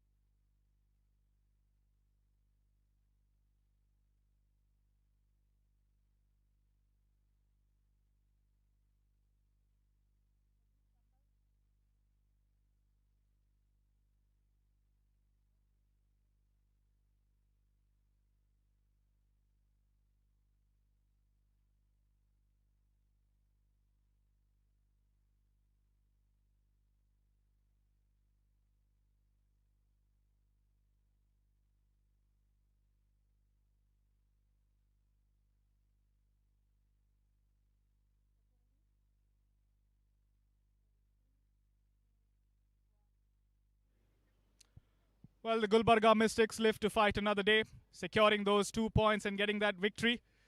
And before we move on to the presentation party, the KSCA would like to thank its sponsors. Umpire sponsor, Cycle Pure Agarbatti. Official sponsor, Kalyani Motors. Radio partner, 92.7 Big FM. to introduce the presentation party, Mansoor Sultan from the Cycle Pure Agarbattis, Pushpa G. Kumar, former Karnataka state player, Rupa, former Karnataka state player, and Lakshmi ma'am, former Karnataka state player. Thank you so much for joining us. And the first award goes to Nikki Prasad for the orange cap. Another well-played knock today.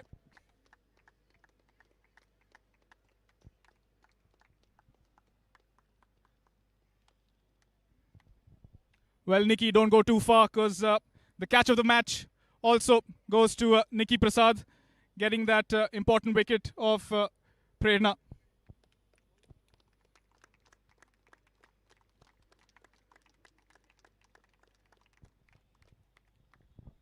And the important player of the match presented by Mansoor Sultan goes to Prerna Ji. Absolutely amazing knock there of 60 odd.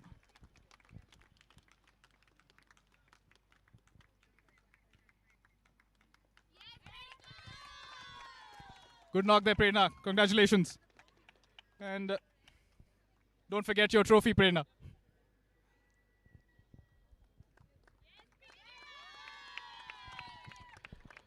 And I'd like to have a quick chat with the winning captain, Rajeshwari Gaikwad.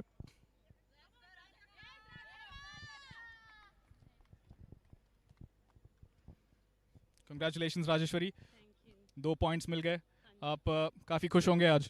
बहुत ज़्यादा खुश हूँ क्योंकि ये जीत हमारे लिए बहुत ज़रूरी थी. बैक टू बैक 2 मैचेस हारने के बाद तो बहुत ही ज़्यादा ज़रूरी था, तो खुश हूँ. आपने टॉस में कहा कि आपकी स्ट्रेंथ आपकी बैटिंग है और आपको आज बैटिंग करना था. वो तो हमें दिख गया आज प्रेरणा और कृषिका के इनिंग्स में कि आप क्यों बैटिंग चूज़ करना चाह रहे थे. वही बस हम लोग बैटिंग पे ज़्यादा भरोसा रख रहे हैं, लेकिन 2 मैच में बहुत सारे मतलब जो चाह रहे थे वो नहीं हो पा रहा था, तो सोचा कि चलो आज अगर मैं टॉस जीती तो मैं बॉलिंग ही करना चाह रही थी और रुंदा ने टॉस जीत के बैटिंग ली, तो हम उसी में बहुत ज़्यादा खुश हो गए थे क्योंकि हमारा गेम प्लान ही आज वही था. आज दोनों ओपनर्स कृषिका और प्रेरणा ने काफ़ी अच्छी पारी खेली, दोनों ने 50 मारे, तो आप कितना खुश होंगे वो परफॉर्मेंस से. मैं बहुत ही ज़्यादा खुश हूँ क्योंकि प्रेरणा तो कर ही रही है, लेकिन कृषिका बेचारी नहीं कर पा रही थी. लेकिन आज के मैच में हम लोगों ने उसको बोला था कि भले कितने भी बॉल खा ले लेकिन तू वहाँ पे खड़ी रहनी चाहिए, तो उसने बहुत अच्छे से वो बात सुनी और इम्प्लीमेंट भी किया, तो बहुत ज़्यादा खुश है. और आज आपकी पूरे टीम की बॉलिंग और आपकी बॉलिंग, आपने 4 ओवर डाले, शुरुआत में ही 1 विकेट लिया, आप कितना खुश होंगे आपके प्रदर्शन से. वही हर मैच में कोशिश रहती है कि ज़्यादा से ज़्यादा पावर प्ले में ही विकेट्स निकाल के दे टीम के लिए, लेकिन अच्छा हो रहा है. पर आज के मैच में स्पेशली यही था कि हम लोग एज ए टीम प्रेशर डालेंगे अपोनेंट्स पे और उसमें हम कामयाब भी रहे. Thank you so much, Rajeshwari, and good luck for you for the rest of the tournament. Thank you. Well, there you have it, the winning captain, Rajeshwari Gaikwad. And let's not forget, folks, we have 2 important games coming up tomorrow. The Mysore Warriors take on the Hubli Tigers at 2 p.m. and the Gulbarga Mystics take on the Kalyani Bengaluru Blasters at 6:30 p.m. The table has opened up and the Maharani Trophy is getting very, very exciting. That's all from the presentation.